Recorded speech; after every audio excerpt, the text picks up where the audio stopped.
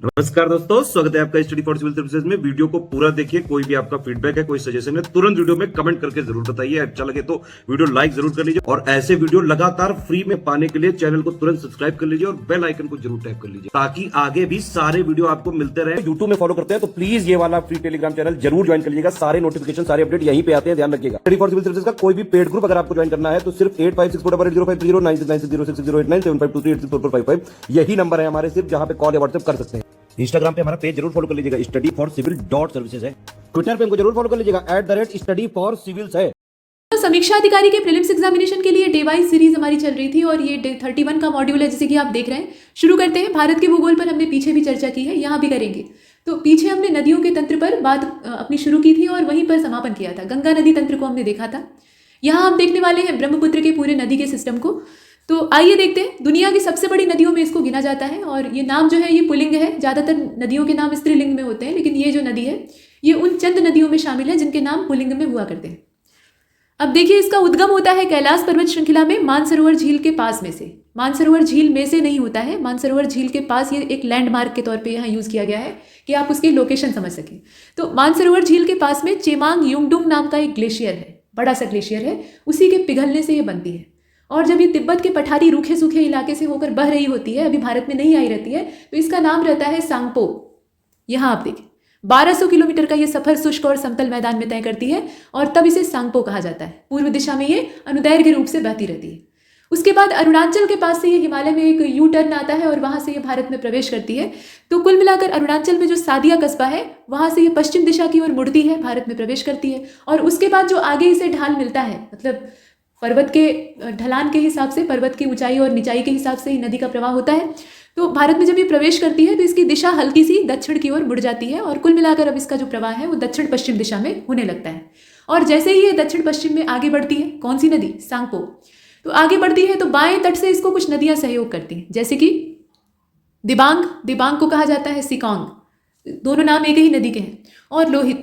जब ये नदियां इसके साथ मिलकर अपने पानी को समर्पित कर देती हैं इसमें, तो इसका नाम पड़ जाता है ब्रह्मपुत्र। तब इसका नाम जो है वो ब्रह्मपुत्र हम लोग जानते हैं। ठीक वैसे ही जैसे आप पीछे देखे हैं गंगा नदी तंत्र में कि अलकनंदा और भागीरथी दोनों की जब धाराएं मिलती हैं तब जो मूल स्वरूप हम गंगा का देखते हैं वो सामने आता है और उसके बाद भी बहुत सारी नदियां इसमें अपना पानी सपोर्ट करने के लिए देती हैं। तो कुल मिलाकर दिबांग और सिकांग, दिबांग या सिकांग और लोहित जब इसमें मिल जाती हैं बाएं तट से, तो इस पूरी नदी को कहा जाता है ब्रह्मपुत्र। बांग्लादेश में जब ये जाती है, अभी तो ये भारत से होकर बह रही है, जब बांग्लादेश में प्रवेश करती है जो कि कभी हमारा ही हिस्सा हुआ करता था, तो यहाँ पर इसे जमुना कहा जाता है। और तीस्ता नदी इसको दाहिनी तरफ से जाकर सपोर्ट करती है, मतलब दाहिनी तरफ से इसमें जाकर मिल जाती है। अंत में ये नदी जो है, मतलब ब्रह्मपुत्र, जो कि अब जमुना के नाम से जानी जा रही है बांग्लादेश में, तो अंत में ये पद्मा के साथ मिलकर, जो कि असल में मूल रूप से गंगा ही है, उसमें भी बहुत सारी नदियां मिल चुकी हैं अभी, तो पद्मा के साथ मिलकर एक डेल्टा बनाती है और डेल्टा बनाते हुए ये अंत में बंगाल की खाड़ी में यानी हिंद महासागर में गिर जाती है। तो ये पूरा इसका रास्ता है। शुरुआत कहाँ से होती है? चेमांग युंगडुंग नाम का ये जो ग्लेशियर है कैलाश पर्वत श्रृंखला में मानसरोवर के पास में, वहाँ से ये निकलकर अंत में भारत से होते हुए बांग्लादेश जाती है। बांग्लादेश से ये डेल्टा बनाते हुए अंत में समुद्र में मिल जाती है। तो ये हमने देखा। अब ब्रह्मपुत्र की जो सहयोगी नदियां हैं उनको देख लेते हैं। तो इसमें आप देखें जयमोली नदी है, ये ब्रह्मपुत्र को सपोर्ट करती है। तीस्ता आपने देखा ही दाहिने किनारे से। कामेंग भी जो है ये ब्रह्मपुत्र को सपोर्ट करती है। सुबनसिरी, ध्यान दीजिएगा, सुबनसिरी ये जो नदी है ना, ये भी इसकी सपोर्टर है। धनसिरी, दिहांग, दिसांग, दोनों नाम मिलते जुलते हैं, ध्यान दीजिएगा। संकोश और लोहित ये मुख्य सहायक नदियां हैं और छोटी छोटी न जाने कितनी पहाड़ी नदियां इसको सपोर्ट करती। अब बराक नदी को आपने सुना होगा। बराक नदी मणिपुर की पहाड़ियों से निकलती है और मिजोरम और असम से बहती हुई ये बांग्लादेश में प्रवेश कर जाती है। असम घाटी में ब्रह्मपुत्र नदी के द्वारा गुम्फिल जलमार्ग बनाया जाता है और जब गुम्फिल जलमार्ग बनता है तो उसमें जगह जगह पे कुछ अवसादों का जमाव होने लगता है, तो बहुत बड़े बड़े द्वीप बनने लगते हैं। आमतौर पे नदियों में ऐसे द्वीप कम दिखाई देते हैं। द्वीपों की उपस्थिति कहाँ हम देखते हैं? समुद्र में ज़्यादातर देखते हैं, है ना। द्वीप मतलब जमीन का उभरा हुआ हिस्सा, चारों ओर से पानी से घिरा हुआ। अगर बड़ा है तो उसको महाद्वीप कहते हैं, छोटा है तो द्वीप ही कहते हैं। तो इस तरह के नदी द्वीप जो है वो कम ही दिखाई देते हैं, लेकिन ब्रह्मपुत्र में ऐसा गुम्फिल जलमार्ग जब होता है, उलझाव वाला जलमार्ग होता है, तो अवसादों के फंसकर इकट्ठा होने की संभावना ज़्यादा होती है। तो वहाँ पर जब लगातार अवसादों का जमाव होता है तो द्वीपों की संरचना निर्मित होती है। और दुनिया का जो सबसे बड़ा नदी द्वीपीय तंत्र है वो माजुली, माजुली क्या है? एक नदी द्वीप है और ये द्वीपीय जिला है, काफ़ी बड़ा है। तो ये ब्रह्मपुत्र के अंदर ही स्थित है। अब यहाँ आप देखें कि तिब्बत का पठार जहाँ से होकर ये बह कर आई थी, जिसे कि चेंगतांग और क्वाघई तिब्बत पठार के नाम से भी जाना जाता है। समुद्र तल से औसत ऊंचाई कितनी है? 4500 लगभग। और इसे दुनिया की छत कहा जाता है, रूफ ऑफ द वर्ल्ड। ये तो आप जानते ही हैं। 2.5 मिलियन वर्ग किलोमीटर क्षेत्रफल वाले इस पठार से कई सारी नदियां निकलती हैं। तो एक तो यांगजी नदी है, जिसे कि चेंगजियांग कहा जाता है, मतलब यहाँ नदियों के नाम दिए हैं और उनके जो उपनाम है वो भी दिए, जैसे वांगहो को पीली नदी कहा जाता है, पीत नदी यानी पीली नदी। सिंधु नदी ये भी वहीं से निकलती है। सतलज को आप देख रहे हैं, ब्रह्मपुत्र को आपने अभी देखा ही, मेकांग और साल्वनी, ये सारी नदियां जो है वो उसी विश्व की छत से जनरेट होती। तिब्बत में उत्पत्ति पाने वाली जो ब्रह्मपुत्र नदी है, इरावती और मेकांग, इरावदी असल में कहा जाता है, मूल नाम इरावती है लेकिन इरावदी कहते हैं। तो ब्रह्मपुत्र, इरावदी और मेकांग अपने ऊपरी पाटों में संकीर्ण होती हैं और समानांतर या पर्वत श्रेणियों से होकर बहती हैं। ब्रह्मपुत्र जब भारत में प्रवेश करती है तो उससे पहले एक यू टर्न लेती है और यू टर्न की वजह पूछी जाती है। तो वजह यह है कि भूवैज्ञानिक जो तरुण हिमालय है हमारा, आप जानते ही हैं कि हिमालय जो है वो अभी बन रहा है, युवा वलित पर्वत है, अभी बनकर नया नवेला खड़ा हुआ है। और जैसे नौजवान लोगों की हाइट अभी बढ़ती है ना, 20 के आसपास युवा होते हैं तो लंबाई में वृद्धि हो रही होती है, तो हिमालय की स्थिति भी वही है, लंबाई अभी भी इसकी बढ़ रही है। तो ऐसा जो तरुण हिमालय है, इसमें जो अच्छ संघीय नमन आ गया है नामचा बरवा पर्वत श्रृंखला की वजह से, वहां से वो यू टर्न लेने के लिए मजबूर हो जाती है। अब आगे चलते हैं। देखिए, ब्रह्मपुत्र, हमने किसी भी नदी को तो छोड़ा नहीं है, सब पर तो अपनी बहुउद्देशीय परियोजनाओं को जमा दिया है ताकि पानी को हम यूटिलाइज कर सकें। हमें ये लगता है कि पानी भाई नदी का जो है वो समुद्र में जाकर वेस्ट हो जाता है, लेकिन नदी की जो मूल संरचना है उसको ढंग से बनाए रखने के लिए और जलीय जीवन को सुरक्षित रखने के लिए नदी के अंदर सतत और अच्छी मात्रा में प्रवाह होना भी आवश्यक है। और हमने जो बहुउद्देशीय परियोजनाएं गांठ दी है ना जगह जगह पे, वो बिल्कुल वैसा ही हो गया है जैसे जगह जगह गठाने लगा दी जाए एक सीधी रस्सी में। तो इससे नदी का प्रवाह अवरुद्ध हो गया है ढंग से, जो प्राकृतिक तरीका है उससे नदियां बह नहीं पाती हैं और इससे वो गंदी भी रहती हैं, जो गंदगी है वो स्थिर रह जाती है। दूसरी बात यह है कि जलीय जीवन प्रभावित होता है, जो न्यूट्रिएंट्स उन्हें समुद्र में ले जाकर उड़ेलने चाहिए थे जिससे कि मैरीन इकोसिस्टम पोषण प्राप्त करता है, वो भी समुद्र तक नहीं पहुंच पाते। तो बहुत सारी विसंगतियां पैदा होती हैं, लेकिन इंसान को तात्कालिक फायदा चाहिए होता है। तो चलिए देखते हैं, रंगा नदी जल परियोजना, मतलब जल विद्युत परियोजना। तो ये रंगा नदी जल विद्युत परियोजना जो है ये अरुणाचल की है, इसमें प्रदेश पूछा जा सकता है। पाकी जो है ये कहाँ की है? ये भी अरुणाचल की है। कोपली जो है ये असम की है। दोमांग आपकी नागालैंड की है। लोकटक को तो बताने की जरूरत नहीं, मणिपुर की है। तिपाई मुख को देख लीजिए, ये मणिपुर की है। और थालेश्वरी जो है ये मिजोरम की है। तुईबाई जो है ये भी मिजोरम की है। और रंगीत जो है, रंगीत इसको कहा जाता है, ये सिक्किम की है।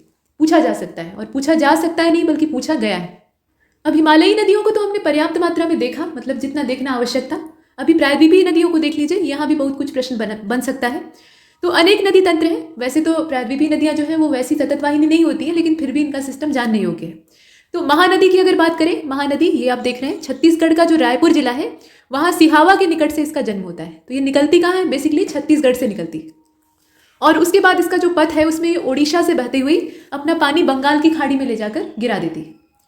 इसके निचले मार्ग में नौका गमन हो सकता है, लेकिन पूरा जो इसका रास्ता है या पूरा पथ है उसमें नौका वहन नहीं हो सकता, मतलब नौवहन नहीं किया जा सकता है, क्योंकि एक बराबर समतल स्थिति हर जगह पे नहीं है। इस नदी की अपवाह द्रोणी करीब उसका जो 53% भाग है वो मध्य प्रदेश और छत्तीसगढ़ में पड़ता है, और बाकी जो बचा हुआ है वो 47% ओडिशा राज्य में फैला हुआ है। ये तो आप जानते ही हैं कि पहले दोनों जुड़े हुए थे, मतलब ये पूरा एमपी ही था, बाद में छत्तीसगढ़ उससे अलग हो गया। तो कुल मिलाकर दोनों को मिलाकर बताया गया है कि 53% तो इन्हीं दोनों राज्यों में पड़ता है, बाकी जो 47% है वो ओडिशा राज्य में बिखरा हुआ है। गोदावरी सबसे बड़ा प्रायद्वीपीय नदी तंत्र है। इसे दक्षिण भारत की गंगा, मतलब दक्षिण गंगा के नाम से जाना जाता है, और वृद्ध गंगा भी कहा जाता है। महाराष्ट्र के नासिक जिले से ये निकलती है और अंत में बंगाल की खाड़ी में जाकर इसका समापन होता है। इसको बहुत सारी छोटी बड़ी नदियां जो है ना वो सपोर्ट करती हैं।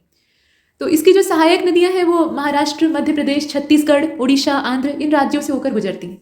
और करीब 1465, यहाँ आप देख रहे हैं 1465 किलोमीटर लंबी नदी है, जिसका कि जलग्रहण क्षेत्र 3.13 लाख वर्ग किलोमीटर है। काफ़ी बड़ा एरिया है, कैचमेंट एरिया को आप देखिए। और जलग्रहण क्षेत्र का करीब 49% हिस्सा, मतलब लगभग आधा आधा हिस्सा जो है वो महाराष्ट्र में पड़ता है, और बचा हुआ जो भाग है उसमें से 20% मध्य प्रदेश और छत्तीसगढ़ में आता है, और शेष जो बच जाता है वो आंध्र में पड़ जाता है। तो पानी का इस्तेमाल अलग अलग राज्य कर रहे हैं, आप देख रहे हैं। इसकी मुख्य सहायक नदियों में कौन कौन सी हैं? तो पेनगंगा है, इंद्रावती है, ध्यान दीजिएगा, प्राणहिता और मंजरा। पोलावरम के दक्षिण में, जहां इसके मार्ग में निचले भागों में काफी भारी चट्टानी अवरोध आते हैं। देखिए जलप्रपात कहाँ पे बनते हैं? मतलब पर्वत की जो ऊंचाई होती है वहां से पानी नीचे की ओर गिरता है तो झरने का निर्माण होता है। यही आपने देखा है, जैसे नर्मदा बहुत ऊंचाई से गिरती है तो वहां धुआंधार प्रपात बन जाता है, भेड़ा घाट वाला एरिया। तो वैसे ही नदी के रास्ते में जब अवरोध आते हैं ना, तो नदी तो रुकने वाली है नहीं, वो अपना रास्ता तलाश कर आगे की ओर गिर जाएगी या आगे की ओर बढ़ जाएगी। तो अगर ऊंचाई पर है और वहाँ अवरोध आया तो वहाँ से वो जो पानी है वो अपना रास्ता खोजकर आगे जब बढ़ेगा तो नीचे जो ढलान होगी या खाई होगी उसमें गिरेगा। तो कुल मिलाकर ऐसे जब संरचना आती है तो गोदावरी एक सुदृश्य प्रपात की रचना करती है, ऐसा भी होता है। और इसके जो डेल्टाई हिस्से हैं वहाँ नौ संचालन मतलब जो नौका गमन है वो संभव है। राजमुंद्री के बाद ये नदी कई धाराओं में बढ़ जाती है। पठारी संरचना के हिसाब से ये कई धाराओं में बढ़ जाती है और एक बहुत बड़ा डेल्टा बनाती है। कृष्णा नदी की बात कर लेते हैं। ये तो गोदावरी को हमने देखा। पूर्व दिशा में बहने वाली ये दूसरी सबसे बड़ी प्रायद्वीपीय नदी है और ये सह्याद्री रेंज जो है महाबलेश्वर के पास से ये निकलती है। उद्गम याद रखिएगा। और कोयना, तुंगभद्रा और भीमा इसकी प्रमुख सहायक नदी है। इस नदी के कुल जलग्रहण क्षेत्र का 27% भाग महाराष्ट्र में पड़ता है। 27% कहाँ पे पड़ता है? महाराष्ट्र में पड़ता है। और 44% भाग जो है वो कर्नाटक में, जबकि 29% भाग आंध्र और तेलंगाना में पड़ता है। 29% हिस्सा कहाँ पे पड़ता है? आंध्र और तेलंगाना में पड़ता है। कावेरी को देख लीजिए। कावेरी पे कई बार क्वेश्चन भी बन चुका है। दक्षिण की गंगा इसको कहा जाता है। दक्षिण गंगा किसको कहा जाता है? गोदावरी को। और दक्षिण की गंगा किसको कहा जाता है? हालांकि घूम फिर कर बात वही है, शब्द तो एक ही चीज है, लेकिन यहाँ शब्द का हेर फेर करके दो नदियों का नाम मिला दिया गया है। तो कावेरी को दक्षिण की गंगा कहा जाता है। कर्नाटक का जो कोगाड़ू जिला है वहां पे ब्रह्मगिरी की पहाड़ियों से ये निकलती है। ऊंचाई कितनी है? तो 1341 मीटर है। ठीक, मतलब प्रायद्वीपीय पठार के लिहाज से ठीक ठाक ऊंचाई है। प्रायद्वीप की अन्य नदियों की अपेक्षा कम उतार चढ़ाव इसमें होता है और जब कम उतार चढ़ाव होता है तो इसको ज़्यादा अवरोध का सामना नहीं करना पड़ता है। तो पूरे वर्ष भर ये प्रवाहमान रहती है, यानी इसमें हमेशा पानी बना रहता है। और इसके ऊपरी जलग्रहण क्षेत्र में दक्षिण पश्चिमी मानसून से वर्षा प्राप्त हो जाती है। एक तो ज़्यादा अवरोध रास्ते में नहीं है तो पानी कहीं भी रुकता या वहाँ से बर्बाद नहीं होता है, वो एक सतत प्रवाह में बहता रहता है। दूसरी बात यह है कि वर्षा का जल इसको हमेशा मिलता रहता है। जैसे दक्षिण पश्चिमी मानसून जो गर्मी में सक्रिय होता है उससे इसके ऊपरी हिस्से को पानी मिल जाता है और बाद में जो निम्न क्षेत्र है वहाँ सर्दी में जो वर्षा होती है उत्तर पूर्वी मानसून की वजह से उससे पानी इसको मिल जाता है। तो हमेशा ही पानी इसमें बना रहता है। और इसकी जो मुख्य सहायक नदियाँ हैं उसमें काबिनी, भवानी और अमरावती आती हैं। अब नंबर आता है नर्मदा और तापी का, जो कि अरब सागर में जाकर अपना जल गिराती हैं।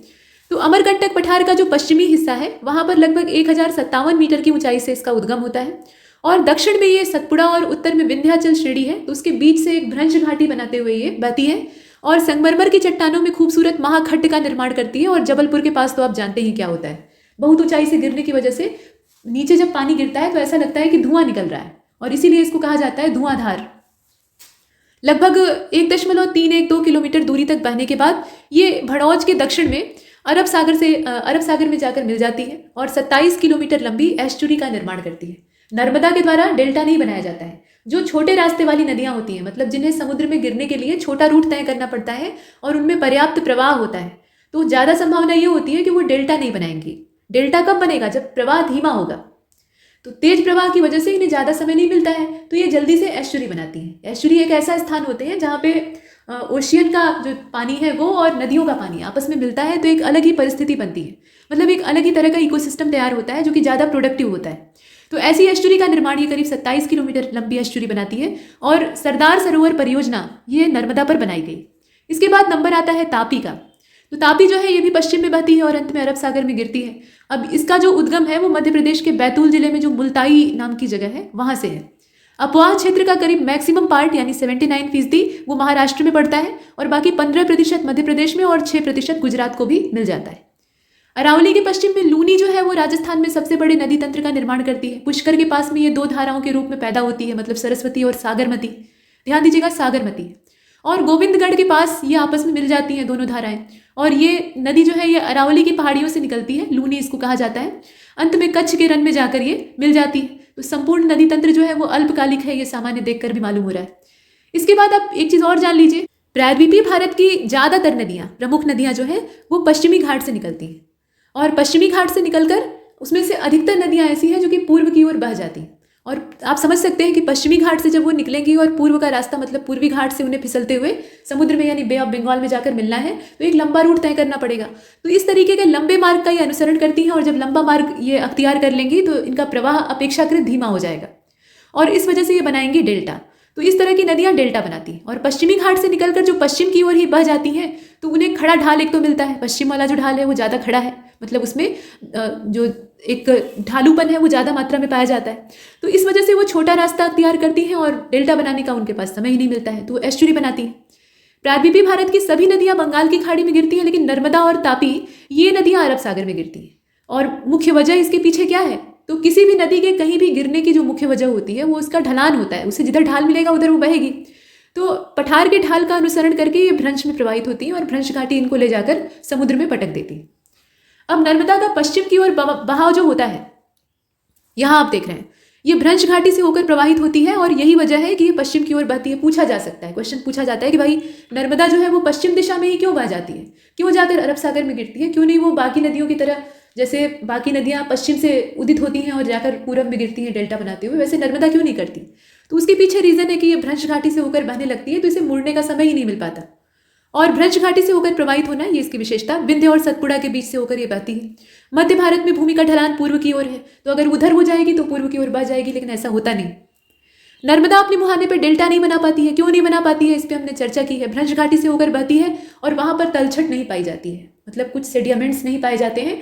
तो जब कुछ गाद ही इसके साथ नहीं रहेगी, तलछट ही नहीं रहेगी, तो प्रवाह में कोई अवरोध नहीं आएगा, तेज प्रवाह रहेगा, कोई अवसाद का जमाव नहीं होगा, तो डेल्टा बनेगा ही कैसे। प्रायद्वीपीय भारत में पूर्व की ओर बहने वाली नदियां, या आप कह लीजिए कि पूर्व में बहने वाली नदियों का जो उत्तर से दक्षिण का क्रम है, ऐसे क्वेश्चन आ सकते हैं। तो उत्तर से दक्षिण का ध्यान दीजिएगा। सबसे उत्तर में सुवर्ण रेखा, उससे थोड़ा दक्षिण में महानदी, फिर और दक्षिण में गोदावरी, उससे दक्षिण में कृष्णा, उससे भी ज्यादा दक्षिण में पेन्नार, उसके बाद कावेरी, और सबसे दक्षिणी कौन सी है, वेंगई, या जिसे आप कहते हैं वेंगई। तो भारत का अपवाह मानचित्र अगर आप देखें तो आपको एक चीज पता लगती है कि सुवर्ण रेखा नदी सबसे उत्तरी भाग की ओर है और वेंगई जो है वो सबसे दक्षिणी भाग में प्रवाहित होती है। ऐसा प्रश्न पूछा जा सकता है। अब मान लीजिए कि सुवर्ण रेखा और वेंगई का नाम न रहे तो बाकी नदियों का भी जो क्रम है वो आपको पता होना चाहिए। कावेरी जो है ये ऐतिहासिक नदी है। वैसे तो भारत की सारी नदियां ऐतिहासिक ही हैं, तो ऐतिहासिक नदियों में से एक है। हिंदू इसे पवित्र मानते हैं और इसकी उत्पत्ति कर्नाटक की जो पश्चिमी घाट श्रेणियां हैं, ब्रह्मगिरी की पहाड़ी, वहां पे कोडगु जिले से होती है। सोन नदी, नर्मदा और महानदी तीनों ही अमरकंटक के पठार से निकलती है, ध्यान दीजिएगा। और तेल नदी जो है ये महानदी की सहयोगी है, तो ये ट्रिब्यूटरी का नाम भी आपको याद रखने हैं। ये नदी मात्र 8 किलोमीटर प्रवाहित होती है। इसका जो प्रवाह है ना, मतलब अपवाह क्षेत्र ज़्यादा लंबा नहीं है, 8 किलोमीटर का ही है। उसके बाद ये जाकर महानदी में मिल जाती है और उड़ीसा राज्य की ये मुख्य नदी है। इसके अलावा महानदी की जो अन्य सहयोगी हैं वो भी आपको पता होनी चाहिए। तो शिवनाथ है, जोंक है, इसके अलावा हंसदो है, ईब और मांड नदियाँ भी हैं। ये सब अंत में जाकर अपना पानी महानदी को दे देती हैं। नेक्स्ट, प्रायद्वीपीय भारत की अन्य नदियों को देख लीजिए। तो इसमें है सुवर्ण रेखा सबसे पहले, और ये रांची के पठार से निकलती है। इसका उद्गम आप जानते रहिए। ये नदी ओडिशा और पश्चिम बंगाल के बीच में बॉर्डर बनाती है, सीमा रेखा का निर्माण करती है और अंत में जाकर गिर जाती है बंगाल की खाड़ी में। ब्राह्मणी को आप देख रहे हैं, ये राउरकेला ओडिशा के पास में कोयल और शंख नदियों के मुहाने से अस्तित्व में आती है, मतलब दोनों मिलती हैं तो इसका अस्तित्व सामने आता है। और ये व्हीलर द्वीप जो ओडिशा के तट पर स्थित है, वहां पे बंगाल की खाड़ी में जाकर मिल जाती है। पंबा जो है ये अन्नामलाई हिल से निकलती है और केरल में प्रवाहित होती है, बेम्बा नद में जाके अंत में गिर जाती है। लूनी जो है ये अजमेर क्षेत्र, मतलब राजस्थान में दक्षिणी पश्चिमी जो नाग पहाड़ी अरावली श्रृंखला है वहां से निकलती है और कच्छ के रण में जाकर विलीन हो जाती है। ये समुद्र में नहीं गिरती है बल्कि कच्छ के रण में गायब हो जाती है। इसके बाद शरावती को आप देख रहे हैं, शिमोगा डिस्ट्रिक्ट से ये निकलती है कर्नाटक में। और जोग यानी जो गरसोप्पा जलप्रपात है वो इसी नदी पर है। जलप्रपात कौन सा किस नदी पर है पूछा जाता है। भरतपूजा केरल की सबसे बड़ी नदी है, वहां इसे पोन्नानी भी कहा जाता है। अन्नामलाई की पहाड़ियों से निकल के ये जो पोन्नानी नाम की जगह है वहां अरब सागर में मिल जाती है। तो कुछ और नदियां थी जो कि मुख्य थी, उन्हें भी आपने देखा। अब जो जलग्रहण क्षेत्र है उसके आधार पर अगर आप नदियों को देखें तो सबसे बड़े जलग्रहण क्षेत्र के साथ जो नदियों के बेसिन है वो दे रखे हैं। गंगा का पूरा जो विस्तार है वो कितना है, तो 8,61,452 स्क्वायर किलोमीटर ये पूरा नदी बेसिन का क्षेत्र है। उसके बाद दूसरे नंबर पर आती है सिंधु, और सिंधु का जो है वो 3,21,289 स्क्वायर किलोमीटर है, इस क्षेत्रफल दिया हुआ है। गोदावरी का देखें आप, दक्षिण में गोदावरी और कृष्णा दोनों हैं, तो 3,12,812 ये गोदावरी का है। आप इसमें तुलना करके देख सकते हैं कि गंगा की तुलना में कितना कम है, ये इतने स्क्वायर किलोमीटर में। और कृष्णा का कितना है, तो 2,58,948 ये क्षेत्रफल है, ध्यान दीजिएगा। सबसे बड़ी नदियों का क्रम अगर लंबाई में देखा जाए तो सबसे ऊपर गंगा का नाम आता है, उसके बाद गोदावरी, उसके बाद सतलज, फिर कृष्णा, फिर यमुना, उसके बाद नंबर आता है नर्मदा का, और अब नंबर आता है वन लाइनर, कुछ फैक्ट है उनका, तो इनको देख लीजिए। देखिए, दामोदर नदी का उद्गम छोटा नागपुर के पठार से होता है। ये कहाँ से निकलती है, छोटा नागपुर के पठार से, और उसके बाद ये भी भ्रंश घाटी से होकर बहती है। और इसकी जो सहायक नदियां हैं उसमें बराकर को तो आप जानते ही हैं, उसके अलावा जमुनिया और बरकी, ये 3 इसको सहयोग करती है, मुख्य सहायिकाएं। दामोदर नदी रूपनारायण नदी के पानी को संग्रहित करती है और उसके बाद अंत में जाकर ये हुगली में मिल जाती है। हुगली को अंत में ये सपोर्ट करती है। कोलकाता में 48 किलोमीटर दक्षिण में ये हुगली में जाकर समाहित हो जाती है। इसकी कुल लंबाई पड़ती है 541 किलोमीटर। और एडन नहर को आप देख रहे हैं, ये 1938 में दामोदर नदी से निकाली गई है। एडन नहर कहाँ से निकाली गई है, दामोदर नदी से। और गिरिडीह और दुर्गापुर के बीच में 300 किलोमीटर लंबे मार्ग में यह जैविक मरुस्थल बन गई है। जैविक मरुस्थल किसी नदी को तब कहा जाता है जब वहाँ पे किसी भी तरह का जो वाटर में मतलब आप कहें कि एक्वाटिक इकोसिस्टम है, जलीय पारितंत्र है, वो उपस्थित ना हो। मतलब कोई भी जलीय जीव उसके पानी में जीवित न रह पाए तो ऐसी नदी को जैविक मरुस्थल कहा जाता है। तो इस तरह की स्थिति बनी है गिरिडीह और दुर्गापुर के बीच में प्रदूषण की वजह से। इसके बाद हंगरी नदी को आप देख रहे हैं, पश्चिमी घाट से निकलती है और उसके बाद कर्नाटक और आंध्र से प्रवाहित होते हुए तुंगभद्रा में जाकर मिल जाती है और इसे वेदावती भी कहा जाता है। वेदा और अवथी नाम की जो नदियां हैं ये सह्याद्री से निकलती हैं और जब आपस में मिलती हैं तो इसे वेदावती के नाम से जाना जाता है। झेलम नदी को आप जानते ही हैं कि ये पीर पंजाल रेंज जो है उसी के पास में वेरीनाग झरने से उद्गम इसका होता है। मतलब कुल मिलाकर हिमालय पर्वत श्रृंखला है और ये नदी उत्तर पश्चिम दिशा में मिलती है, बहती है और अंत में बूलर, ये आप नीचे देख रहे हैं, बूलर झील में मिल जाती है। मतलब उत्तर पश्चिम दिशा में इसका पहले तो प्रवाह होता है ढाल के हिसाब से और उसके बाद ये वूलर लेक में जाकर मिल जाती है। श्रीनगर जो है वो झेलम के ही तट पे बसा हुआ है।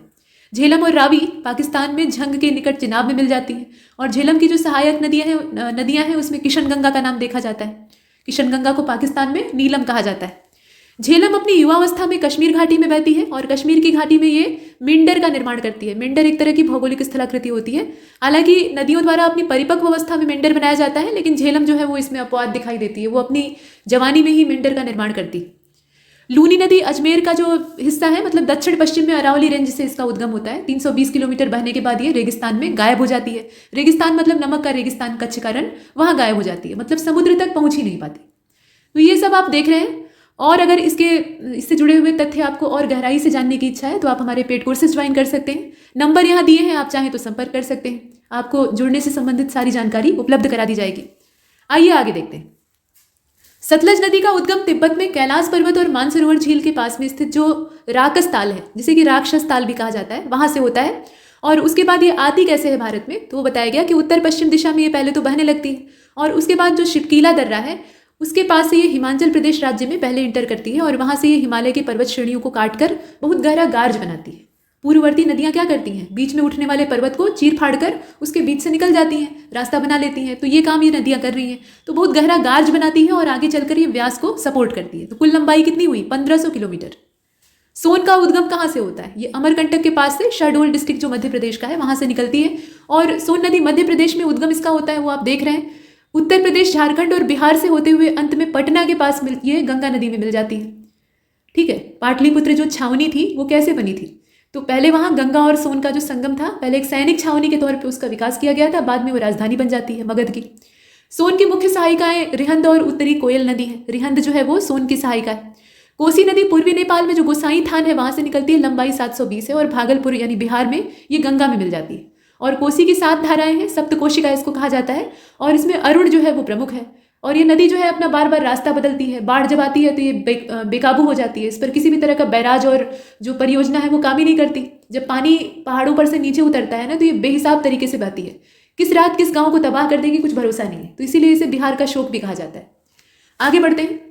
श्योक नदी को आप देख रहे हैं, काराकोरम क्षेत्र में मृत्यु की नदी के नाम से इसको जाना जाता है। ऐसा माना जाता है कि प्राचीन काल में जो यारकंद से लद्दाख के बीच में ट्रेड का पूरा सिस्टम था वो इसी नदी के माध्यम से होता था। मध्य एशिया का व्यापार चलता था तो वो व्यापारिक रूट के तौर पे यूज होता था। इसके बाद जास्कर नदी, अब देखिए नदियों का जो जल मार्ग था वो सुरक्षित था। पहले के समय में यात्रा इतने अच्छे अच्छे संसाधनों से तो होती नहीं थी। लोग अपना माल लेकर एक स्थान से दूसरे स्थान पहुंचते थे, पर्याप्त समय भी लगता था। जिंदा पहुंच पाएंगे कि नहीं और माल उनके पास सही सलामत रह पाएगा कि नहीं ये कोई नहीं जानता था, क्योंकि रास्ते में लुटेरों के बहुत सारे दस्ते होते थे जो कि ऐसे ही यात्रियों का इंतजार कर रहे होते थे जो कि माल असबाब लेकर चल रहे हों। तो नदियों का रूट अपेक्षाकृत थोड़ा आसान होता था। हालांकि वहाँ भी दस्यु होते थे, जल दस्यु होते थे जो कि लूट लेते थे और समुद्र में तो पूछना ही नहीं। बाकी जो लैंड रूट था वो और खतरनाक था। आपने मार्को पोलो का वृतांत सुना होगा। तो कुल मिलाकर ये व्यापार का एक मार्ग हुआ करता था। जास्कर नदी जास्कर श्रेणी में गहरे गार्ज का निर्माण करते हुए कठोर चट्टानी भागों से होकर बहती है और ये पहले उत्तर फिर पूर्व की ओर, पहले उत्तर दिशा में बहती है। उसके बाद इसका जो प्रवाह है वो मुड़कर पूर्व की ओर हो जाता है और अंत में नेमू नाम की जो जगह है वहां पे ये सिंधु नदी में जाकर मिल जाती है। अंत में कहाँ मिलती है, सिंधु नदी में मिलती है। और इसकी उत्पत्ति हिमाचल प्रदेश और जम्मू कश्मीर की सीमा पर, जो उच्च हिमालय प्रदेश है जम्मू कश्मीर की सीमा पर, मतलब उच्च अच्छांशीय पठारी भाग है, इसका अच्छांशीय जो क्षेत्र है उसकी बात की जा रही है। तो वहां पर ये इसकी उत्पत्ति का स्थान माना जाता है। जास्कर नदी की अगर बात करें तो इसकी कुल लंबाई पड़ती है 150 किलोमीटर, बहुत ज़्यादा लंबी नहीं। स्पीति नदी जो है ये करीब 16,000 फीट ऊंचे जो कुंजुम दर्रा है वहां से निकलती है, ऊंचाई ज़्यादा है, और 60 मील बहने के बाद ये हिमाचल प्रदेश का जो किन्नौर जिला है वहां पे नामगिया गांव के पास सतलज में जाकर मिल जाती है। मतलब ये सतलज को सपोर्ट करती है। थोड़ा सा भौतिक विज्ञान को देख लेते हैं। वन लाइनर फैक्ट है, इसमें ये बताया गया है कि ऊष्मा जो है वो एक प्रकार की ऊर्जा है, तो पिछले लेक्चर में भी हमने देखा था, और ये दो पिंडों के बीच में स्थानांतरित होती रहती है। तापांतर अगर होगा, मतलब ताप का अंतर होगा, दो पिंड आपस में आमने सामने या संपर्क में रखे हुए हैं और दोनों के टेम्परेचर में डिफरेंस है, एक का टेम्परेचर कम और एक का ज़्यादा है, तो ज़्यादा से कम की ओर ऊष्मा का प्रवाह होता है, ये प्रवृत्ति होती है, और तब तक होता है जब तक कि दोनों में ताप का अंतर खत्म न हो जाए। तो किसी पिंड की तप्तता की कोटि मात्रात्मक रूप से ताप के द्वारा निरूपित होती है, ये परिभाषा आपको दी गई। अब थर्मस फ्लास्क जो होता है उसको आप यूज़ करते हैं अपने पानी को रखने के लिए, चाय को गर्म रखने के लिए। तो तरल जो है वो न सिर्फ गर्म बल्कि ठंडा भी रहता है, मतलब जैसा उसका टेम्परेचर है वैसा बना रहता है। तो ऐसा किस लिए होता है? जो ऊष्मा के संचारण के या संचरण के माध्यम थे, मतलब जिन पद्धतियों के द्वारा ऊष्मा का संचरण एक माध्यम से दूसरे माध्यम में हो सकता था, उसको इसमें अवरुद्ध कर दिया जाता है। मतलब संचालन जो है, संवहन, विकिरण इत्यादि, उसके माध्यम से ऊष्मा की कोई हानि नहीं हो पाती है, उसको अवरुद्ध करके रखा जाता है। संपीड़ित हवा ऊष्मा का कुचालक होती है। अगर हवा को हम क्या करें, संपीड़ित कर दें, इसको कंडेंस कर दें, तो होगा ये कि वो ऊष्मा की कुचालक का काम करेगी। एयर कंडीशन में संपीड़ित गैस का ही इस्तेमाल होता है, जिससे कि कमरा या जो स्थान है जहाँ एयर कंडीशनर लगा रहता है वो ठंडा रहता है। विकिरण ऊष्मा का हस्तांतरण सबसे तेजी से करता है। विकिरण जो है वो ऊष्मा हस्तांतरण की सबसे तेज विधि है। सूर्य का प्रकाश और सूर्य की गर्मी हम कैसे महसूस कर पाते हैं? उसके विकिरण वाले माध्यम से ही, जो कि निर्वात में भी प्रॉपर काम करता है। टोस्टर इंफ्रारेड रेडिएशन का इस्तेमाल करता है और संवहन विधि के द्वारा ब्रेड को टोस्ट करता है, ब्रेड को सेकने का काम करता है। तेज हवा वाली जो रात्रि होती है, ये सब ऐसे फैक्ट है ना जहाँ जिनसे कि प्रश्न बन चुके हैं, उनको तथ्यों के रूप में यहाँ दिया गया है। तो तेज हवा वाली जो रात्रि होती है जिसमें कि हवा तेज चल रही होती है, तो ओस नहीं बन पाती। ओस क्यों नहीं बन पाती? क्योंकि तेज हवा के कारण वाष्पन की दर बहुत तेज हो जाती है, और भाई जब पानी भाप बनकर उड़ जाएगा तो ओस बनेगी ही कैसे? चांदी की ऊष्मा चालकता सबसे ज़्यादा होती है। चांदी की ऊष्मा चालकता सबसे ज़्यादा होती है, और गर्म हवा ठंडी हवा से हल्की होती है। ठीक है, ठंडी हवा में भारीपन होता है। ऊष्मीय विकिरण को अवरक्त विकिरण भी कहा जाता है, ये भी एक तथ्य है। दिन के समय विकिरण की प्रक्रिया के कारण जो हवा गर्म हो जाती है, तो उससे क्या होता है, जो कम दबाव के क्षेत्र बनने की प्रक्रिया आपने सुनी है ना, तो गर्म होकर हवा हल्की हो जाती है और हल्की होकर ऊपर उठ जाती है, तो नीचे वाला स्थान खाली हो जाता है। उसको भरने के लिए कहीं ना कहीं से ठंडी हवा का प्रवाह उस एरिया में होगा। ये वायु संचरण का तरीका है। हवा मुख्य रूप से संवहन के माध्यम से गर्म होती है। हवा के गर्म होने का जो तरीका है वो संवहन है। वही वायुमंडल विकिरण के कारण गर्म होता है। सूर्य के प्रकाश से, मतलब सूर्य के प्रकाश का जो विकिरण रूपी माध्यम है, उससे ये गर्म होता है। हवा मुख्य रूप से संवहन के माध्यम से गर्म होती है, वो पहले ही बता दिया गया। अच्छा, एक चीज़ और है कि ऊष्मीय विकिरण अल्फा विकिरणों के समान होते हैं। ऊष्मीय विकिरण को अगर हम तुलना करते हैं रेडियो एक्टिव रेडिएशन के अलग अलग फेज से, तो ये अल्फा विकिरण के समांतर होते हैं। समुद्री समीर और स्थल समीर के बहने का कारण संवहन है, वही ऊष्मा का स्थानांतरण। आपने सुना ना, कम दबाव का क्षेत्र, मतलब कोई खाली जगह अगर रहेगी तो उसको भरने के लिए वहाँ हवा का प्रवाह होगा, और गर्म हवा होकर ऊपर की ओर उठ जाती है। जो स्थल के पास की हवा होती है वो तेजी से गर्म होती है, क्योंकि जमीन गर्म हुई, तो वो हल्की होकर ऊपर उठ गई, वहाँ की जगह खाली हो गई। तो अब जहाँ पे ठंडा एरिया होगा वहाँ से हवा का प्रसार उधर की ओर होगा। थर्मस में प्रयुक्त कांच या स्टील पर जो सिल्वर प्लेटिंग की जाती है, यानी चांदी की परत चढ़ाई जाती है, वो पेय पदार्थों को गर्म रखने का काम करती है, मतलब इंसुलेशन का काम करती है। और पानी में अगर नमक जैसी कोई इम्प्योरिटी आप मिला देते हैं तो उसका जो क्वथनांक है वो बढ़ जाता है, और उपद्रव्यों यानी इम्प्योरिटीज़ जो होती हैं, कुल मिलाकर अशुद्धियाँ, उनको मिलाने की वजह से सामान्यतः गलनांक कम हो जाता है। क्वथनांक क्या होगा, बढ़ जाएगा, लेकिन गलनांक जो है वो कम हो जाएगा। मतलब यह है कि 0 डिग्री सेल्सियस पर पिघलती बर्फ में यदि आप कुछ नमक मिला देते हैं, नमक की मात्रा मिला देते हैं या शोरा मिला देते हैं, तो इससे क्या होगा, बर्फ का गलनांक 0 डिग्री सेल्सियस से घटकर -22 डिग्री सेल्सियस हो जाएगा। मतलब बर्फ आसानी से पिघलेगी नहीं। स्वचालित इंजनों में यहाँ देखें आप, एथिलीन ग्लाइकॉल का इस्तेमाल हिमरोधी के तौर पे किया जाता है, और जब पानी के साथ एथिलीन ग्लाइकॉल को मिलाया जाता है तो मिश्रण का जो हिमांक है वो 0 डिग्री सेल्सियस से और कम हो जाता है। तो इसका फायदा क्या होता है कि ठंडे प्रदेशों में जो स्वचालित इंजन है वहाँ पे जो पानी होता है वो जमता नहीं है, तो पूरा इंजन ही फ्रीज हो जाता है, लेकिन उसमें हम एथिलीन ग्लाइकॉल मिलाकर उसका जो हिमांक है उसे और घटा देते हैं। अब यहाँ आप देखें तो परम शून्य सैद्धांतिक रूप से न्यूनतम संभव तापमान है, और इस ताप पर आणविक ऊर्जा न्यूनतम होती है। ये जो टेम्परेचर होता है ना, इस पे आणविक ऊर्जा न्यूनतम होती है। और परम शून्य तापमान केल्विन स्केल पर 0 डिग्री केल्विन, जबकि जो सेल्सियस स्केल होता है वहाँ पे -273.15 डिग्री केल्विन। ध्यान दीजिएगा, माफ कीजिए, डिग्री सेल्सियस, यहाँ पे आप देख रहे हैं -273.15 डिग्री सेल्सियस, इतना परिभाषित किया जाता है। ये केल्विन में है और ये सेल्सियस में है। यहाँ पे जो पैमाने का फर्क है उससे ध्यान देंगे। ढला हुआ लोहा, बर्फ, एंटीमनी, बिस्मथ, पीतल, ये सब गलने पर आयतन में सिकुड़ने लगते हैं और इस प्रकार के जो ठोस हैं वो अपने ही गले द्रव में प्लवन करने लगते हैं। मतलब इन्हीं का जो लिक्विड, मतलब इनके पिघलने से जो लिक्विड तैयार हुआ है उसी में इनकी जो ठोस अवस्था है वो तैरने के लिए विवश हो जाती है।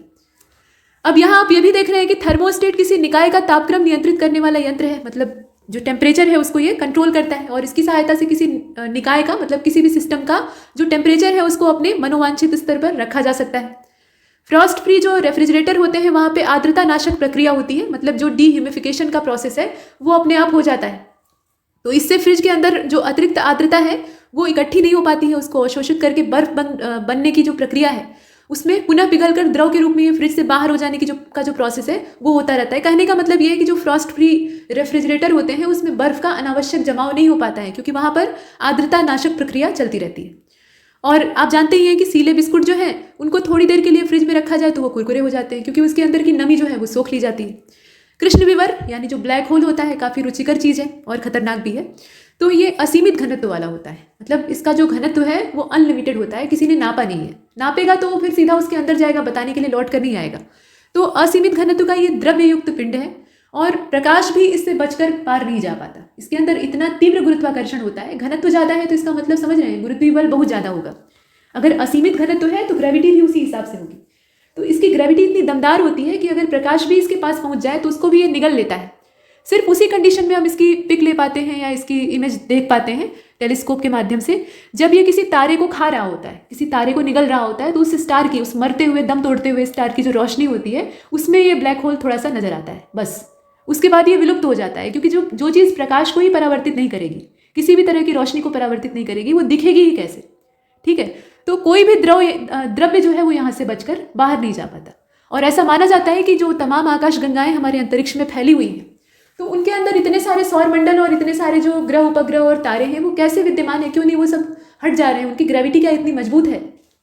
तो उन सब के एक जगह विद्यमान रहने की मूल वजह ये है, ऐसी कल्पना की जाती है, ऐसा माना जाता है कि जो गैलेक्सी होती है उनके केंद्र बिंदु पर कोई ना कोई एक ब्लैक होल पाया जाता है, और ब्लैक होल का जो तीव्र गुरुत्व है वो गैलेक्सी की हर एक चीज़ को, आकाशगंगा के हर एक सौर मंडल और हर एक खगोलीय पिंड को अपने आकर्षण में फंसा कर रखता है। तो वो सारी चीज़ें उसके चारों ओर बंधी रहती हैं और स्थित रहती हैं, वहाँ से भाग नहीं पाती। फिलहाल ये एक कल्पना है, किसी ने देखा नहीं है।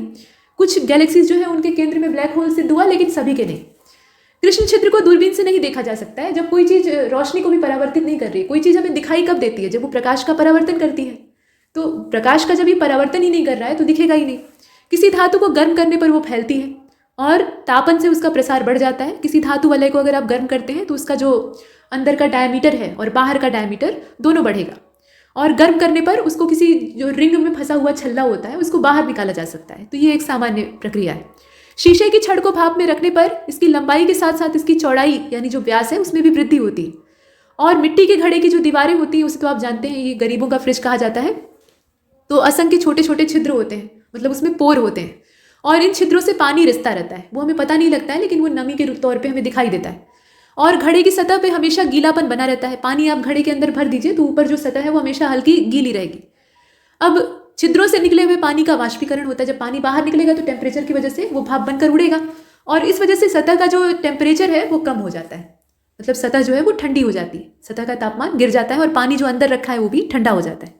एक स्वस्थ मनुष्य के शरीर का तापमान 36.9 डिग्री सेल्सियस, या आप इसे फॉरेनहाइट में अगर कन्वर्ट करते हैं तो 98.6 डिग्री फॉरेनहाइट होता है, और मतलब 37 डिग्री सेल्सियस और केल्विन में बदलेंगे तो करीब 310 केल्विन आएगा, इसके आसपास। अब टेम्परेचर अगर इससे कम या ज़्यादा होता है तो आदमी बीमार पड़ जाएगा। अल्कोहल का द्रवांक निम्नतर होने की वजह से जो ठंडे स्थान होते हैं वहाँ पे इसका हिमांक काफ़ी नीचे होता है, तो शून्य से काफ़ी कम तापमान हो जाने पर भी ये लिक्विड स्टेट में रहता है, मतलब जमता नहीं है। तो इसी वजह से ठंडे देशों में, जो ठंडे इलाके होते हैं, वहाँ पे पारे की अपेक्षा जो अल्कोहल वाले थर्मामीटर होते हैं वो काम किए जाते हैं, इस्तेमाल में लाए जाते हैं, क्योंकि उसके अंदर अल्कोहल कभी भी फ्रीज नहीं होता, आसानी से फ्रीज नहीं होता। तो उस स्थिति में उससे नापना आसान होता है।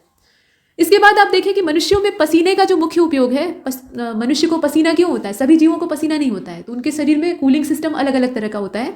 मनुष्य के शरीर में जो पसीने होने की वजह है, ये शरीर के तापमान को नियंत्रित करने के उद्देश्य से होता है। मतलब वयस्क व्यक्ति जो है वो पसीना निकलने की उसकी दर को अगर हम नापें तो 2 से 4 लीटर प्रति घंटे यानी 10 से 14 लीटर प्रतिदिन के हिसाब से भी हो सकती है। अब ये मौसम पर भी निर्भर करता है। और त्वचा से पसीने के वाष्पित होने से हमें ठंडक का अनुभव होता है। किसी वस्तु की ऊष्मा हानि की दर जो है उसको शीतलन की दर कहा जाता है। और गर्मी के मौसम में जब उमस वाला मौसम होता है तो जो आर्द्र ऊष्मा है उसका अनुभव हम करते हैं। उमस वाला मौसम जो है इसमें आर्द्रता बढ़ जाती है। शुष्कता की जो दशा होती है इसमें निम्न आर्द्रता का बोध होता है। मतलब शुष्कता का मतलब ही है कि आर्द्रता कम होगी, वहाँ पे नमी की मात्रा कम होगी। और आर्द्रता बढ़ने पर जो हवा में ध्वनि की चाल है वो बढ़ जाती है। ठीक है, नमी वाली अगर जलवायु रहेगी तो वहाँ ध्वनि दूर दूर तक ट्रेवल करेगी। और आर्द्रता बढ़ने के साथ साथ वजह ये होती है ना कि वायु का जो घनत्व है वो कम हो जाता है, तो इससे जो ध्वनि की चाल है वो बढ़ जाती है। अधिक ऊंचाई वाले स्थान पे जो एटमॉस्फेरिक टेम्परेचर है, मतलब वायुमंडलीय ताप, वो कम हो जाता है। और यही वजह है कि पानी ये 100 डिग्री सेल्सियस से कम तापमान पर ही उबलने लगता है। इसका जो उबलने का बिंदु है वो नीचे आ जाता है। 100 डिग्री सेल्सियस इसको नहीं चाहिए होता है, उससे पहले ही वो उबलने लगता है। और पानी में अगर आप नमक मिलाते हैं तो क्वथनांक बढ़ जाएगा, ये आपने पीछे ही देखा है। इससे भोजन आसानी से पक जाएगा। बिना नमक मिलाए आप पकाइए और नमक मिलाकर पका दीजिए। देखिए नमक जिसमें आपने मिलाया है वो जल्दी पकेगा। ऊनी रेशे एक विशेष प्रकार के प्रोटीन से निर्मित होते हैं, लेकिन ऊष्मा का कुचालन इन रेशों के मध्य स्थित हवा के कारण होता है। मतलब रेशों में ऐसा कोई गुण नहीं होता है, जो इनके बीच में हवा फंसी रहती है उसकी वजह से इंसुलेशन होता है और अंदर की ओर जो ठंडक है बाहर वाली वो नहीं पहुंच पाती। कुछ और जानकारियां हैं, जैसे कि हाइड्रोजन से भरा हुआ पॉलीथीन का गुब्बारा जब पृथ्वी के स्थल से मतलब पृथ्वी के तल से छोड़ा जाता है तो वायुमंडल में ऊंचाई पर जाने पर वायु का घनत्व कम हो जाता है और गुब्बारे का जो आमाप है वो बढ़ जाएगा। रेफ्रिजरेटर का दरवाजा खुलने पर उसमें अनेक प्रकार की गैसें निकलने लगती हैं, तो कमरे का जो टेम्परेचर है उसको ये बढ़ाने का काम करती है। ये नहीं कि आप फ्रिज खोल देंगे तो कमरा ठंडा हो जाएगा, कमरा और गर्म हो जाएगा। खाना बनाने के बर्तन जैसे कि प्रेशर कुकर है तो उसमें लकड़ी या एबोनाइट के हैंडल होते हैं। आमतौर पे एबोनाइट के हैंडल होते हैं, जो कि लकड़ी मतलब दोनों ही, यहाँ पर लकड़ी भी वही काम करती है और एबोनाइट भी वही काम करता है। ये ऊष्मा के कुचालन का काम करते हैं। एबोनाइट ज़्यादा मजबूत होता है, टिकाऊ होता है, इसलिए उसका इस्तेमाल किया जाता है। ऊष्मा स्थानांतरण की जो 3 विधियां हैं उसे आपने शुरुआत में ही देखा है, चालन, संवहन और विकिरण। 3 अलग अलग माध्यमों से ऊष्मा का संचरण होता है। और आदर्श चालक जो होता है, आदर्श चालक के अंदर प्रतिरोध की मात्रा 0 होती है। तापीय प्रतिरोध 0 होता है। जब प्रतिरोध ही नहीं रहेगा तो ताप का स्थानांतरण बेरोक टोक होगा, मतलब उसमें किसी भी तरह का अवरोध उत्पन्न नहीं होगा। लेकिन मजे की बात यह है कि आदर्श चालक कोई होता ही नहीं। निकटतम आदर्श अवस्था हो सकती है, लेकिन प्रतिरोध कुछ न कुछ सभी पदार्थों में पाया जाता है। अब थोड़ा सा सामान्य हिंदी को देख लेते हैं। तो यहाँ अनेक शब्दों के लिए एक शब्द, मतलब वाक्यांश के लिए एक शब्द को आप देख रहे हैं। देखिए इसमें जो अपनी इच्छा पर निर्भर हो, ठीक है, जो अपनी इच्छा पर निर्भर हो उसको ऐच्छिक कहा जाता है। और इस लोक से संबंध रखने वाला अहलौकिक या ऐहिक कहा जाता है। दोनों में से जो विकल्प आपको मिले उसे चुन सकते हैं। इंद्र का सफेद हाथी जो है उसको ऐरावत कहा जाता था, समुद्र से निकला था ऐसा माना जाता था। इतिहास से संबंधित अगर कोई चीज़ है तो उसको ऐतिहासिक कहेंगे। इंद्रियों से संबंधित है तो उसे ऐन्द्रिक कहेंगे, ऐन्द्रिक कहेंगे, ध्यान दीजिएगा। और विश्व के जो दुनिया भर के देश हैं उनकी जब संयुक्त खेल प्रतियोगिता होती है तो आमतौर पे जो आयोजन है इसको ओलंपिक कहा जाता है, खेलों का महाकुंभ। और उसे देख लीजिए तो ऊपर से या दिखावे के रूप में होने वाला, उपचार के तौर पे ऊपर से दिखावटी जो चीज़ होती है उसको क्या कहते हैं, उसे औपचारिक कहते हैं। और उपनिवेशों से संबंध रखने वाला औपनिवेशिक होता है। उपनिषद से संबंधित औपनिषदिक होता है। और अपनी विवाहिता पत्नी से उत्पन्न जो पुत्र है, मतलब जायज पुत्र जो है, उसको औरस कहा जाता है। जो सब कुछ उदारता से देना जानता है वो औदार्य दाता होता है। जो अपने किए जाने योग्य है या करने योग्य है उसको करणीय कहा जाता है, कर्तव्य भी कहा जा सकता है। जो व्यक्ति कटु बोलता है वो कटुभाषी है। कान के नीचे लटकता हुआ जो कोमल हिस्सा होता है उसको कर्णपाली कहा जाता है। कमल के समान आंख वाली जो है उसको कमल नयनी कहेंगे। और अगर कमल के समान आंख वाला है जैसे भगवान विष्णु तो उन्हें राजीव नयन या कमल नयन कहा जाता था। क्रम के अनुसार यानी क्रमानुसार और किसी कार्य को, किसी विचार को कार्य रूप में बदलना कार्यान्वयन कहलाता है। सुंदर और बड़े बालों वाली स्त्री जो है उसको केशिनी कहते हैं। और जो कल्पना से परे है वो कल्पनातीत होता है। जो काल से परे है वो कालातीत होता है। और जिस स्त्री का विवाह नहीं हुआ है वो अभी कुमारी है। पुरुष का विवाह नहीं हुआ है तो वो कुंवारा है या कुमार है। दुराचारिणी स्त्री को उल्टा कहा जाता है। और भय शोक आदि के कारण अगर कर्तव्य ज्ञान ही लुप्त हो जाए तो उसको क्या कहते हैं, किंग कर्तव्य विमूढ़ कहा जाता है। भय भूख प्यास से घबराया हुआ व्यक्ति जो है वो कातर या अधीर कहलाता है। पद आयु इत्यादि के विचार से औरों की अपेक्षा जो छोटा होता है उसे कनिष्ठ कहते हैं। और केश विन्यास ये क्या है, मतलब केशों और बालों को, मतलब केश या बाल दोनों ही, तो दोनों को देखिए शाब्दिक तौर पे अगर देखें तो हम लोग एक ही अर्थ निकाल लेते हैं कि केश और बाल एक ही होता है। लेकिन केश का मतलब लंबी जो चोटी होती है, लंबी जो केश राशि, बाल लंबे लंबे होते हैं तो उसको केश कहा जाता है। तो कुल मिलाकर इनको सजाने संवारने का जो काम है उसको केश विन्यास कहा जाता है। और ठीक अपने क्रम में आया हुआ यानी क्रमागत। और तांत्रिक, वह तांत्रिक जो कि अपने हाथ में खोपड़ी लेकर घूमता है उसे कापालिक कहा जाता है या गले में ही खोपड़ी धारण करता है। इसके बाद आप देखें जहां अपराधी रखे जाते हैं वो कारागार या जेल होता है। जिसकी कीर्ति शेष रह गई हो वो कीर्ति शेष है। और जो अपने ही कुल का नाश करे, कुल में ही आग लगाए, उसको कुलंगार कहा जाता है। अच्छे और ऊंचे कुल में उत्पन्न हुआ कुलीन होता है और जिसकी बुद्धि कुशा की नोक के समान तीखी। कुशा एक घास होती है जिसकी नोक बड़ी नुकीली होती है, तो कुशा की नोक के समान तीखी हो तो उसको कुशाग्र बुद्धि कहा जाता है। जिसका ज्ञान अपने स्थान तक ही सीमित है, यानी बाहरी जगत का उसको कोई ज्ञान नहीं है, सिर्फ आसपास की ही चीज़ें जानता है और उसी में अपने आप को श्रेष्ठ समझता है, तो उसको कूप मंडूक कहा जाता है, कुएं का मेढक। अब जरा सा राइट साइड वाले जो वाक्यांश के लिए एक शब्द है उनको भी देख लेते हैं। तो इसमें आप देख रहे हैं कि जो व्यक्ति कटु बोलता है यानी कड़वा बोलता है उसको कटुभाषी कहा जाता है। कमल के समान नेत्र वाला जो है उसको कमल नयन और कमल के समान नेत्र वाली कमल नयनी कही जाती है। और क्रम के हिसाब से अगर है या क्रम के अनुसार है तो उसको क्रमानुसार कहते हैं। अपने विचार को कार्य रूप में बदलना कार्यान्वयन कहलाता है। और कठिनाई से पैसे निकालने वाला कृपण होता है। 10 साल की कुमारी है तो उसको कन्या कहेंगे, 10 से 15 वर्ष की लड़की है तो उसको किशोरी कहेंगे, शारीरिक या मानसिक पीड़ा है तो उसको हम कष्ट कहेंगे, छोटों की सहायता करना कृपा कहलाता है, दूसरे का दुख देखकर हृदय अगर भर आया तो वो करुणा है, मन के अप्रिय भावों का सूचक क्लेश होता है, किसी विशेष वस्तु की सामान्य इच्छा को कामना कहा जाता है, कुसंगति में पड़कर चरित्र पर दोष अगर लगता है तो ये कलंक है और धन के देवता को कुबेर कहा जाता है, उन्हें धनद भी कहते हैं। जिसकी गर्दन कबूतर की तरह सुंदर हो उसे कपोत ग्रीवा कहा जाता है, शंख के समान ग्रीवा हो तो उसको कम्बुग्रीव कहते हैं, जो अपने काम से जी चुराता हो उसको कामचोर कहेंगे और क्या कह सकते हैं। जो पाप पुण्य हर्ष विषाद से युक्त मुक्त शुद्ध स्वभाव वाला है, मतलब उसके अंदर पाप पुण्य जैसी कोई भावना ही नहीं है, पुण्य का भी कोई मतलब इच्छा नहीं है उसके अंदर और पाप नहीं कर रहा है, साथ में हर्ष और विषाद जैसे विचार भी उसके दिमाग में नहीं आते हैं, तो वो क्या है, केवल आत्मा है। जो अच्छे चाल चलन वाली न हो उसे कुचाली कहा जाता है, जैसे तैसे समय काटना ये जो है ये कालयापन कहलाता है। मनगढ़ंत बात को कपोल कल्पित कहा जाता है। कार्य में संलग्न रहने या कार्य में तत्पर रहने की जो प्रवृत्ति है उसको कर्मठता कहा जाता है और ऐसे व्यक्ति को कर्मठ कहते हैं। जो कष्ट को सहन कर सके वो कष्ट सहिष्णु होता है और बेलों आदि से घिरा हुआ जो सुरम्य स्थान है उसको कुंज कहा जाता है।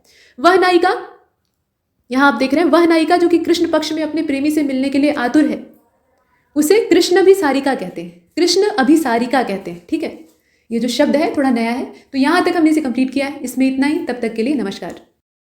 समीक्षा अधिकारी के प्रीलिम्स एग्जामिनेशन के लिए डे वाइज सीरीज हमारी चल रही थी और ये डे 31 का मॉड्यूल है जैसे कि आप देख रहे हैं। शुरू करते हैं। भारत के भूगोल पर हमने पीछे भी चर्चा की है, यहाँ भी करेंगे। तो पीछे हमने नदियों के तंत्र पर बात अपनी शुरू की थी और वहीं पर समापन किया था। गंगा नदी तंत्र को हमने देखा था। यहाँ हम देखने वाले हैं ब्रह्मपुत्र के पूरे नदी के सिस्टम को। तो आइए देखते हैं। दुनिया की सबसे बड़ी नदियों में इसको गिना जाता है और ये नाम जो है ये पुल्लिंग है। ज़्यादातर नदियों के नाम स्त्रीलिंग में होते हैं, लेकिन ये जो नदी है ये उन चंद नदियों में शामिल है जिनके नाम पुल्लिंग में हुआ करते हैं। अब देखिए, इसका उद्गम होता है कैलाश पर्वत श्रृंखला में मानसरोवर झील के पास में से। मानसरोवर झील में से नहीं होता है, मानसरोवर झील के पास। ये एक लैंडमार्क के तौर पे यहाँ यूज़ किया गया है कि आप उसकी लोकेशन समझ सकें। तो मानसरोवर झील के पास में चेमांग युंगडुंग नाम का एक ग्लेशियर है, बड़ा सा ग्लेशियर है। उसी के पिघलने से ये बनती है और जब ये तिब्बत के पठारी रूखे सूखे इलाके से होकर बह रही होती है, अभी भारत में नहीं आई रहती है, तो इसका नाम रहता है सांगपो। यहाँ आप देखें 1200 किलोमीटर का ये सफर शुष्क और समतल मैदान में तय करती है और तब इसे सांगपो कहा जाता है। पूर्व दिशा में ये अनुदैर्घ्य रूप से बहती रहती है।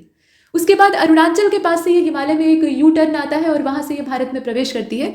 तो कुल मिलाकर अरुणाचल में जो सादिया कस्बा है वहाँ से ये पश्चिम दिशा की ओर मुड़ती है, भारत में प्रवेश करती है। और उसके बाद जो आगे इसे ढाल मिलता है, मतलब पर्वत के ढलान के हिसाब से, पर्वत की ऊंचाई और निचाई के हिसाब से ही नदी का प्रवाह होता है। तो भारत में जब ये प्रवेश करती है तो इसकी दिशा हल्की सी दक्षिण की ओर मुड़ जाती है और कुल मिलाकर अब इसका जो प्रवाह है वो दक्षिण पश्चिम दिशा में होने लगता है। और जैसे ही ये दक्षिण पश्चिम में आगे बढ़ती है, कौन सी नदी, सांगपो, तो आगे बढ़ती है तो बाएं तट से इसको कुछ नदियां सहयोग करती हैं, जैसे कि दिबांग, दिबांग को कहा जाता है सिकांग, दोनों नाम एक ही नदी के हैं, और लोहित। जब ये नदियां इसके साथ मिलकर अपने पानी को समर्पित कर देती हैं इसमें, तो इसका नाम पड़ जाता है ब्रह्मपुत्र। तब इसका नाम जो है वो ब्रह्मपुत्र हम लोग जानते हैं। ठीक वैसे ही जैसे आप पीछे देखे हैं गंगा नदी तंत्र में कि अलकनंदा और भागीरथी दोनों की जब धाराएं मिलती हैं तब जो मूल स्वरूप हम गंगा का देखते हैं वो सामने आता है और उसके बाद भी बहुत सारी नदियां इसमें अपना पानी सपोर्ट करने के लिए देती हैं। तो कुल मिलाकर दिबांग और सिकांग, दिबांग या सिकांग और लोहित जब इसमें मिल जाती हैं बाएं तट से, तो इस पूरी नदी को कहा जाता है ब्रह्मपुत्र। बांग्लादेश में जब ये जाती है, अभी तो ये भारत से होकर बह रही है, जब बांग्लादेश में प्रवेश करती है जो कि कभी हमारा ही हिस्सा हुआ करता था, तो यहाँ पर इसे जमुना कहा जाता है। और तीस्ता नदी इसको दाहिनी तरफ से जाकर सपोर्ट करती है, मतलब दाहिनी तरफ से इसमें जाकर मिल जाती है। अंत में ये नदी जो है, मतलब ब्रह्मपुत्र, जो कि अब जमुना के नाम से जानी जा रही है बांग्लादेश में, तो अंत में ये पद्मा के साथ मिलकर, जो कि असल में मूल रूप से गंगा ही है, उसमें भी बहुत सारी नदियां मिल चुकी हैं अभी, तो पद्मा के साथ मिलकर एक डेल्टा बनाती है और डेल्टा बनाते हुए ये अंत में बंगाल की खाड़ी में यानी हिंद महासागर में गिर जाती है। तो ये पूरा इसका रास्ता है। शुरुआत कहाँ से होती है? चेमांग युंगडुंग नाम का ये जो ग्लेशियर है, कैलाश पर्वत श्रृंखला में मानसरोवर के पास में। वहाँ से ये निकलकर अंत में भारत से होते हुए बांग्लादेश जाती है। बांग्लादेश से ये डेल्टा बनाते हुए अंत में समुद्र में मिल जाती है। तो ये हमने देखा। अब ब्रह्मपुत्र की जो सहयोगी नदियाँ हैं उनको देख लेते हैं। तो इसमें आप देखें जयमोली नदी है, ये ब्रह्मपुत्र को सपोर्ट करती है। तीस्ता आपने देखा ही दाहिने किनारे से। कामेंग भी जो है ये ब्रह्मपुत्र को सपोर्ट करती है। सुबनसिरी, ध्यान दीजिएगा, सुबनसिरी ये जो नदी है ना ये भी इसकी सपोर्टर है। धनसिरी, दिहांग, दिसांग दोनों नाम मिलते जुलते हैं, ध्यान दीजिएगा। संकोश और लोहित ये मुख्य सहायक नदियां हैं और छोटी छोटी न जाने कितनी पहाड़ी नदियां इसको सपोर्ट करती। अब बराक नदी को आपने सुना होगा। बराक नदी मणिपुर की पहाड़ियों से निकलती है और मिजोरम और असम से बहती हुई ये बांग्लादेश में प्रवेश कर जाती है। असम घाटी में ब्रह्मपुत्र नदी के द्वारा गुम्फिल जलमार्ग बनाया जाता है और जब गुम्फिल जलमार्ग बनता है तो उसमें जगह जगह पे कुछ अवसादों का जमाव होने लगता है, तो बहुत बड़े बड़े द्वीप बनने लगते हैं। आमतौर पे नदियों में ऐसे द्वीप कम दिखाई देते हैं। द्वीपों की उपस्थिति कहाँ हम देखते हैं? समुद्र में ज़्यादातर देखते हैं, है ना। द्वीप मतलब जमीन का उभरा हुआ हिस्सा चारों ओर से पानी से घिरा हुआ। अगर बड़ा है तो उसको महाद्वीप कहते हैं, छोटा है तो द्वीप ही कहते हैं। तो इस तरह के नदी द्वीप जो है वो कम ही दिखाई देते हैं। लेकिन ब्रह्मपुत्र में ऐसा गुम्फिल जलमार्ग जब होता है, उलझाव वाला जलमार्ग होता है, तो अवसादों के फंसकर इकट्ठा होने की संभावना ज़्यादा होती है। तो वहाँ पर जब लगातार अवसादों का जमाव होता है तो द्वीपों की संरचना निर्मित होती है। और दुनिया का जो सबसे बड़ा नदी द्वीपीय तंत्र है वो माजुली क्या है? एक नदी द्वीप है और ये द्वीपीय जिला है, काफ़ी बड़ा है। तो ये ब्रह्मपुत्र के अंदर ही स्थित है। अब यहाँ आप देखें कि तिब्बत का पठार जहाँ से होकर ये बहकर आई थी, जिसे कि चेंगतांग और क्वाघई तिब्बत पठार के नाम से भी जाना जाता है। समुद्र तल से औसत ऊंचाई कितनी है? 4500 लगभग। और इसे दुनिया की छत कहा जाता है, रूफ ऑफ द वर्ल्ड। ये तो आप जानते ही हैं। 2.5 मिलियन वर्ग किलोमीटर क्षेत्रफल वाले इस पठार से कई सारी नदियाँ निकलती हैं। तो एक तो यांगजी नदी है जिसे कि चेंगजियांग कहा जाता है, मतलब यहाँ नदियों के नाम दिए हैं और उनके जो उपनाम है वो भी दिए, जैसे वांगहो को पीली नदी कहा जाता है, पीत नदी यानी पीली नदी। सिंधु नदी ये भी वहीं से निकलती है। सतलज को आप देख रहे हैं, ब्रह्मपुत्र को आपने अभी देखा ही, मेकांग और साल्वनी ये सारी नदियाँ जो हैं वो उसी विश्व की छत से जनरेट होती। तिब्बत में उत्पत्ति पाने वाली जो ब्रह्मपुत्र नदी है इरावती और मेकांग, इरावदी असल में कहा जाता है, मूल नाम इरावती है लेकिन इरावदी कहते हैं। तो ब्रह्मपुत्र, इरावदी और मेकांग अपने ऊपरी पाटों में संकीर्ण होती हैं और समानांतर ये पर्वत श्रेणियों से होकर बहती हैं। ब्रह्मपुत्र जब भारत में प्रवेश करती है तो उससे पहले एक यू टर्न लेती है और यू टर्न की वजह पूछी जाती है। तो वजह यह है कि भूवैज्ञानिक जो तरुण हिमालय है हमारा, आप जानते ही हैं कि हिमालय जो है वो अभी बन रहा है, युवा वलित पर्वत है, अभी बनकर नया नवेला खड़ा हुआ है। और जैसे नौजवान लोगों की हाइट अभी बढ़ती है ना, 20 के आसपास युवा होते हैं तो लंबाई में वृद्धि हो रही होती है। तो हिमालय की स्थिति भी वही है, लंबाई अभी भी इसकी बढ़ रही है।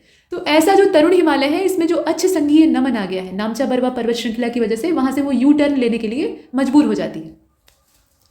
अब आगे चलते हैं। देखिए ब्रह्मपुत्र, हमने किसी भी नदी को तो छोड़ा नहीं है, सब पर तो अपनी बहुउद्देशीय परियोजनाओं को जमा दिया है ताकि पानी को हम यूटिलाइज कर सकें। हमें ये लगता है कि पानी भाई नदी का जो है वो समुद्र में जाकर वेस्ट हो जाता है, लेकिन नदी की जो मूल संरचना है उसको ढंग से बनाए रखने के लिए और जलीय जीवन को सुरक्षित रखने के लिए नदी के अंदर सतत और अच्छी मात्रा में प्रवाह होना भी आवश्यक है। और हमने जो बहुउद्देशीय परियोजनाएं गांठ दी है ना जगह जगह पे, वो बिल्कुल वैसा ही हो गया है जैसे जगह जगह गठाने लगा दी जाए एक सीधी रस्सी में। तो इससे नदी का प्रवाह अवरुद्ध हो गया है ढंग से, जो प्राकृतिक तरीका है उससे नदियाँ बह नहीं पाती हैं और इससे वो गंदी भी रहती हैं, जो गंदगी है वो स्थिर रह जाती है। दूसरी बात यह है कि जलीय जीवन प्रभावित होता है, जो न्यूट्रिएंट्स उन्हें समुद्र में ले जाकर उड़ेलने चाहिए थे जिससे कि मैरिन इकोसिस्टम पोषण प्राप्त करता है, वो भी समुद्र तक नहीं पहुंच पाते। तो बहुत सारी विसंगतियां पैदा होती हैं, लेकिन इंसान को तात्कालिक फायदा चाहिए होता है। तो चलिए देखते हैं रंगा नदी जल परियोजना, मतलब जल विद्युत परियोजना। तो ये रंगा नदी जल विद्युत परियोजना जो है ये अरुणाचल की है, इसमें प्रदेश पूछा जा सकता है। पाकी जो है ये कहाँ की है? ये भी अरुणाचल की है। कोपली जो है ये असम की है। दोमांग आपकी नागालैंड की है। लोकटक को तो बताने की जरूरत नहीं, मणिपुर की है। तिपाई मुख को देख लीजिए, ये मणिपुर की है। और थालेश्वरी जो है ये मिजोरम की है। तुईबाई जो है ये भी मिजोरम की है। और रंगीत जो है, रंगीत इसको कहा जाता है, ये सिक्किम की है। पूछा जा सकता है, और पूछा जा सकता है नहीं बल्कि पूछा गया है। अब हिमालयी नदियों को तो हमने पर्याप्त मात्रा में देखा, मतलब जितना देखना आवश्यक था।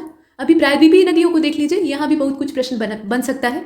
तो अनेक नदी तंत्र हैं। वैसे तो प्रायद्वीपीय नदियाँ जो हैं वो वैसी सतत वाहिनी नहीं होती हैं, लेकिन फिर भी इनका सिस्टम जानने योग्य है। तो महानदी की अगर बात करें, महानदी ये आप देख रहे हैं छत्तीसगढ़ का जो रायपुर जिला है वहाँ सिहावा के निकट से इसका जन्म होता है। तो ये निकलती कहाँ है? बेसिकली छत्तीसगढ़ से निकलती है। और उसके बाद इसका जो पथ है उसमें ओडिशा से बहती हुई अपना पानी बंगाल की खाड़ी में ले जाकर गिरा देती है। इसके निचले मार्ग में नौका गमन हो सकता है, लेकिन पूरा जो इसका रास्ता है या पूरा पथ है उसमें नौका वहन नहीं हो सकता, मतलब नौवहन नहीं किया जा सकता है, क्योंकि एक बराबर समतल स्थिति हर जगह पे नहीं है। इस नदी की अपवाह द्रोणी करीब उसका जो 53% भाग है वो मध्य प्रदेश और छत्तीसगढ़ में पड़ता है, और बाकी जो बचा हुआ है वो 47% ओडिशा राज्य में फैला हुआ है। ये तो आप जानते ही हैं कि पहले दोनों जुड़े हुए थे, मतलब ये पूरा एमपी ही था। बाद में छत्तीसगढ़ उससे अलग हो गया। तो कुल मिलाकर दोनों को मिलाकर बताया गया है कि 53% तो इन्हीं दोनों राज्यों में पड़ता है। बाकी जो 47% है वो ओडिशा राज्य में बिखरा हुआ है।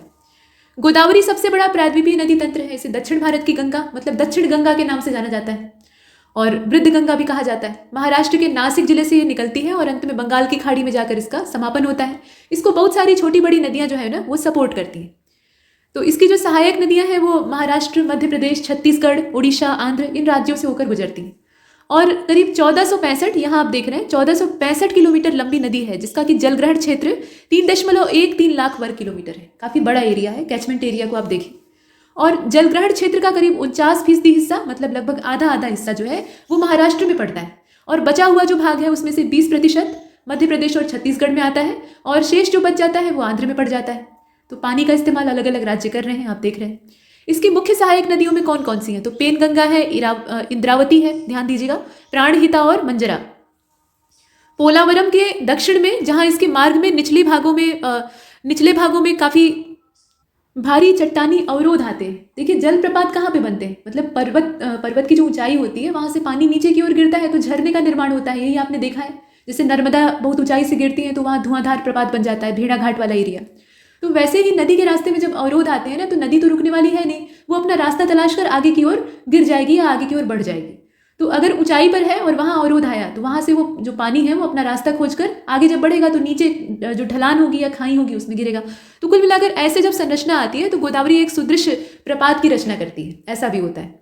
और इसके जो डेल्टाई हिस्से हैं वहाँ नौ संचालन, मतलब जो नौका गमन है वो संभव है। राजमुंद्री के बाद ये नदी कई धाराओं में बढ़ जाती है। पठारी संरचना के हिसाब से ये कई धाराओं में बढ़ जाती है और एक बहुत बड़ा डेल्टा बनाती है। कृष्णा नदी की बात कर लेते हैं। ये तो गोदावरी को हमने देखा। पूर्व दिशा में बहने वाली ये दूसरी सबसे बड़ी प्रायद्वीपीय नदी है और ये सह्याद्री रेंज जो है महाबलेश्वर के पास से ये निकलती है। उद्गम याद रखिएगा। और कोयना, तुंगभद्रा और भीमा इसकी प्रमुख सहायक नदी है। इस नदी के कुल जलग्रहण क्षेत्र का 27% भाग महाराष्ट्र में पड़ता है। 27% कहाँ पे पड़ता है? महाराष्ट्र में पड़ता है। और 44% भाग जो है वो कर्नाटक में, जबकि 29% भाग आंध्र और तेलंगाना में पड़ता है। 29% हिस्सा कहाँ पे पड़ता है? आंध्र और तेलंगाना में पड़ता है। कावेरी को देख लीजिए। कावेरी पे कई बार क्वेश्चन भी बन चुका है। दक्षिण की गंगा इसको कहा जाता है।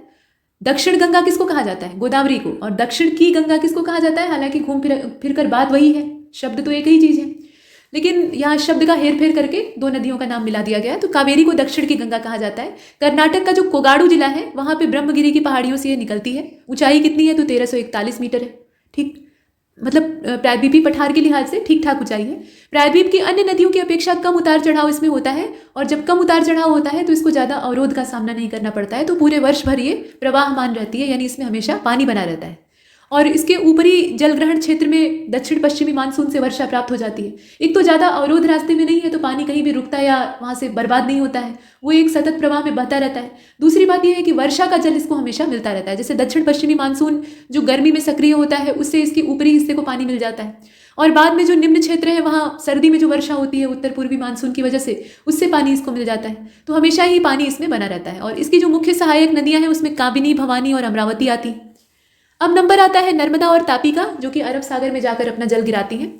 तो अमरकंटक पठार का जो पश्चिमी हिस्सा है वहाँ पर लगभग 1057 मीटर की ऊंचाई से इसका उद्गम होता है और दक्षिण में ये सतपुड़ा और उत्तर में विंध्याचल श्रेणी है, तो उसके बीच से एक भ्रंश घाटी बनाते हुए ये बहती है और संगमरमर की चट्टानों में खूबसूरत महाखड्ड का निर्माण करती है। और जबलपुर के पास तो आप जानते ही क्या होता है, बहुत ऊंचाई से गिरने की वजह से नीचे जब पानी गिरता है तो ऐसा लगता है कि धुआं निकल रहा है और इसीलिए इसको कहा जाता है धुआंधार। लगभग 1.312 किलोमीटर दूरी तक बहने के बाद ये भड़ौज के दक्षिण में अरब सागर में जाकर मिल जाती है और 27 किलोमीटर लंबी एस्चुरी का निर्माण करती है। नर्मदा के द्वारा डेल्टा नहीं बनाया जाता है। जो छोटे रास्ते वाली नदियां होती हैं, मतलब जिन्हें समुद्र में गिरने के लिए छोटा रूट तय करना पड़ता है और उनमें पर्याप्त प्रवाह होता है, तो ज़्यादा संभावना ये होती है कि वो डेल्टा नहीं बनाएंगी। डेल्टा कब बनेगा? जब प्रवाह धीमा होगा। तो तेज प्रवाह की वजह से इन्हें ज़्यादा समय नहीं मिलता है तो ये जल्दी से एस्चुरी बनाती हैं। एस्चुरी एक ऐसा स्थान होते हैं जहाँ पे ओशियन का जो पानी है वो और नदियों का पानी आपस में मिलता है, तो एक अलग ही परिस्थिति बनती है, मतलब एक अलग ही तरह का इकोसिस्टम तैयार होता है जो कि ज़्यादा प्रोडक्टिव होता है। तो ऐसी एस्चुरी का निर्माण ये करीब 27 किलोमीटर लंबी एस्चुरी बनाती है और सरदार सरोवर परियोजना ये नर्मदा पर बनाई गई। इसके बाद नंबर आता है तापी का। तो तापी जो है ये भी पश्चिम में बहती है और अंत में अरब सागर में गिरती है। अब इसका जो उद्गम है वो मध्य प्रदेश के बैतूल जिले में जो मुल्ताई नाम की जगह है वहां से है। अपवाह क्षेत्र का करीब मैक्सिमम पार्ट यानी 79% वो महाराष्ट्र में पड़ता है और बाकी 15% मध्य प्रदेश में और 6% गुजरात को भी मिल जाता है। अरावली के पश्चिम में लूनी जो है वो राजस्थान में सबसे बड़े नदी तंत्र का निर्माण करती है। पुष्कर के पास में ये 2 धाराओं के रूप में पैदा होती है, मतलब सरस्वती और सागरमती। ध्यान दीजिएगा, सागरमती। और गोविंदगढ़ के पास ये आपस में मिल जाती हैं दोनों धाराएं। और ये नदी जो है ये अरावली की पहाड़ियों से निकलती है, लूनी इसको कहा जाता है। अंत में कच्छ के रन में जाकर ये मिल जाती है। तो संपूर्ण नदी तंत्र जो है वो अल्पकालिक है, ये सामान्य देखकर भी मालूम हो रहा है। इसके बाद आप एक चीज़ और जान लीजिए, प्रायद्वीपीय भारत की ज़्यादातर नदियाँ, प्रमुख नदियाँ जो है वो पश्चिमी घाट से निकलती हैं और पश्चिमी घाट से निकलकर उसमें से अधिकतर नदियाँ ऐसी हैं जो कि पूर्व की ओर बह जाती हैं। और आप समझ सकते हैं कि पश्चिमी घाट से जब वो निकलेंगी और पूर्व का रास्ता मतलब पूर्वी घाट से उन्हें फिसलते हुए समुद्र में यानी बे ऑफ बंगाल में जाकर मिलना है तो एक लंबा रूट तय करना पड़ेगा। तो इस तरीके के लंबे मार्ग का ये अनुसरण करती हैं और जब लंबा मार्ग ये अख्तियार कर लेंगी तो इनका प्रवाह अपेक्षाकृत धीमा हो जाएगा और इस वजह से ये बनाएंगी डेल्टा। तो इस तरह की नदियाँ डेल्टा बनाती हैं और पश्चिमी घाट से निकलकर जो पश्चिम की ओर ही बह जाती हैं तो उन्हें खड़ा ढाल एक तो मिलता है। पश्चिम वाला जो ढाल है वो ज़्यादा खड़ा है, मतलब उसमें जो एक ढालूपन है वो ज़्यादा मात्रा में पाया जाता है। तो इस वजह से वो छोटा रास्ता अख्तियार करती हैं और डेल्टा बनाने का उनके पास समय ही नहीं मिलता है, तो वो एस्चुरी बनाती हैं। प्रायद्वीपीय भारत की सभी नदियाँ बंगाल की खाड़ी में गिरती हैं, लेकिन नर्मदा और तापी ये नदियाँ अरब सागर में गिरती हैं। और मुख्य वजह इसके पीछे क्या है, तो किसी भी नदी के कहीं भी गिरने की जो मुख्य वजह होती है वो उसका ढलान होता है, उसे जिधर ढाल मिलेगा उधर वो बहेगी। तो पठार के ढाल का अनुसरण करके ये भ्रंश में प्रवाहित होती हैं और भ्रंश घाटी इनको ले जाकर समुद्र में पटक देती है। अब नर्मदा का पश्चिम की ओर बहाव जो होता है, यहाँ आप देख रहे हैं, ये भ्रंश घाटी से होकर प्रवाहित होती है और यही वजह है कि ये पश्चिम की ओर बहती है। पूछा जा सकता है, क्वेश्चन पूछा जाता है कि भाई नर्मदा जो है वो पश्चिम दिशा में ही क्यों बह जाती है, क्यों जाकर अरब सागर में गिरती है, क्यों नहीं वो बाकी नदियों की तरह, जैसे बाकी नदियाँ पश्चिम से उदित होती हैं और जाकर पूरब में गिरती हैं डेल्टा बनाते हुए, वैसे नर्मदा क्यों नहीं करती। तो उसके पीछे रीज़न है कि ये भ्रंश घाटी से होकर बहने लगती है तो इसे मुड़ने का समय ही नहीं मिल पाता।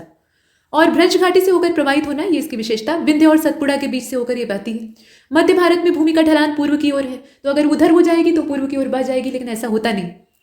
नर्मदा अपने मुहाने पर डेल्टा नहीं बना पाती है। क्यों नहीं बना पाती है, इस पर हमने चर्चा की है। भ्रंश घाटी से होकर बहती है और वहाँ पर तलछट नहीं पाई जाती है, मतलब कुछ सेडिमेंट्स नहीं पाए जाते हैं।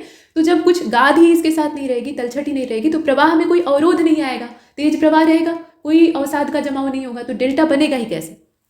प्रायद्वीपीय भारत में पूर्व की ओर बहने वाली नदियां, या आप कह लीजिए कि पूर्व में बहने वाली नदियों का जो उत्तर से दक्षिण का क्रम है, ऐसे क्वेश्चन आ सकते हैं। तो उत्तर से दक्षिण का ध्यान दीजिएगा। सबसे उत्तर में सुवर्ण रेखा, उससे थोड़ा दक्षिण में महानदी, फिर और दक्षिण में गोदावरी, उससे दक्षिण में कृष्णा, उससे भी ज़्यादा दक्षिण में पेन्नार, उसके बाद कावेरी, और सबसे दक्षिणी कौन सी है, वेंगई, या जिसे आप कहते हैं वेंगई। तो भारत का अपवाह मानचित्र अगर आप देखें तो आपको एक चीज पता लगती है कि सुवर्ण रेखा नदी सबसे उत्तरी भाग की ओर है और वेंगई जो है वो सबसे दक्षिणी भाग में प्रवाहित होती है। ऐसा प्रश्न पूछा जा सकता है। अब मान लीजिए कि सुवर्ण रेखा और वेंगई का नाम न रहे तो बाकी नदियों का भी जो क्रम है वो आपको पता होना चाहिए। कावेरी जो है ये ऐतिहासिक नदी है, वैसे तो भारत की सारी नदियाँ ऐतिहासिक ही हैं, तो ऐतिहासिक नदियों में से एक है, हिंदू इसे पवित्र मानते हैं। और इसकी उत्पत्ति कर्नाटक की जो पश्चिमी घाट श्रेणियाँ हैं, ब्रह्मगिरी की पहाड़ी, वहाँ पे कोडगु जिले से होती है। सोन नदी, नर्मदा और महानदी तीनों ही अमरकंटक के पठार से निकलती है, ध्यान दीजिएगा। और तेल नदी जो है ये महानदी की सहयोगी है, तो ये ट्रिब्यूटरी का नाम भी आपको याद रखने हैं। ये नदी मात्र 8 किलोमीटर प्रवाहित होती है। इसका जो प्रवाह है ना, मतलब अपवाह क्षेत्र ज़्यादा लंबा नहीं है, 8 किलोमीटर का ही है। उसके बाद ये जाकर महानदी में मिल जाती है और उड़ीसा राज्य की ये मुख्य नदी है। इसके अलावा महानदी की जो अन्य सहयोगी हैं वो भी आपको पता होनी चाहिए। तो शिवनाथ है, जोंक है, इसके अलावा हंसदो है, ईब और मांड नदियाँ भी हैं। ये सब अंत में जाकर अपना पानी महानदी को दे देती हैं। नेक्स्ट, प्रायद्वीपीय भारत की अन्य नदियों को देख लीजिए। तो इसमें है सुवर्ण रेखा सबसे पहले, और ये रांची के पठार से निकलती है। इसका उद्गम आप जानते रहिए। ये नदी ओडिशा और पश्चिम बंगाल के बीच में बॉर्डर बनाती है, सीमा रेखा का निर्माण करती है और अंत में जाकर गिर जाती है बंगाल की खाड़ी में। ब्राह्मणी को आप देख रहे हैं, ये राउरकेला ओडिशा के पास में कोयल और शंख नदियों के मुहाने से अस्तित्व में आती है, मतलब दोनों मिलती हैं तो इसका अस्तित्व सामने आता है। और ये व्हीलर द्वीप जो ओडिशा के तट पर स्थित है, वहां पे बंगाल की खाड़ी में जाकर मिल जाती है। पंबा जो है ये अन्नामलाई हिल से निकलती है और केरल में प्रवाहित होती है, बेम्बा नद में जाके अंत में गिर जाती है। लूनी जो है ये अजमेर क्षेत्र मतलब राजस्थान में दक्षिणी पश्चिमी जो नाग पहाड़ी अरावली श्रृंखला है वहां से निकलती है और कच्छ के रन में जाकर विलीन हो जाती है। ये समुद्र में नहीं गिरती है बल्कि कच्छ के रन में गायब हो जाती है। इसके बाद शरावती को आप देख रहे हैं, शिमोगा डिस्ट्रिक्ट से ये निकलती है कर्नाटक में। और जोग यानी जो गरसोप्पा जलप्रपात है वो इसी नदी पर है। जलप्रपात कौन सा किस नदी पर है पूछा जाता है। भरतपूजा केरल की सबसे बड़ी नदी है, वहां इसे पोन्नानी भी कहा जाता है। अन्नामलाई की पहाड़ियों से निकल के ये जो पोन्नानी नाम की जगह है वहाँ अरब सागर में मिल जाती है। तो कुछ और नदियाँ थी जो कि मुख्य थी, उन्हें भी आपने देखा। अब जो जलग्रहण क्षेत्र है उसके आधार पे अगर आप नदियों को देखें तो सबसे बड़े जलग्रहण क्षेत्र के साथ जो नदियों के बेसिन है वो दे रखे हैं। गंगा का पूरा जो विस्तार है वो कितना है, तो 8,61,452 स्क्वायर किलोमीटर ये पूरा नदी बेसिन का क्षेत्र है। उसके बाद दूसरे नंबर पर आती है सिंधु, और सिंधु का जो है वो 3,21,289 स्क्वायर किलोमीटर है, इस क्षेत्रफल दिया हुआ है।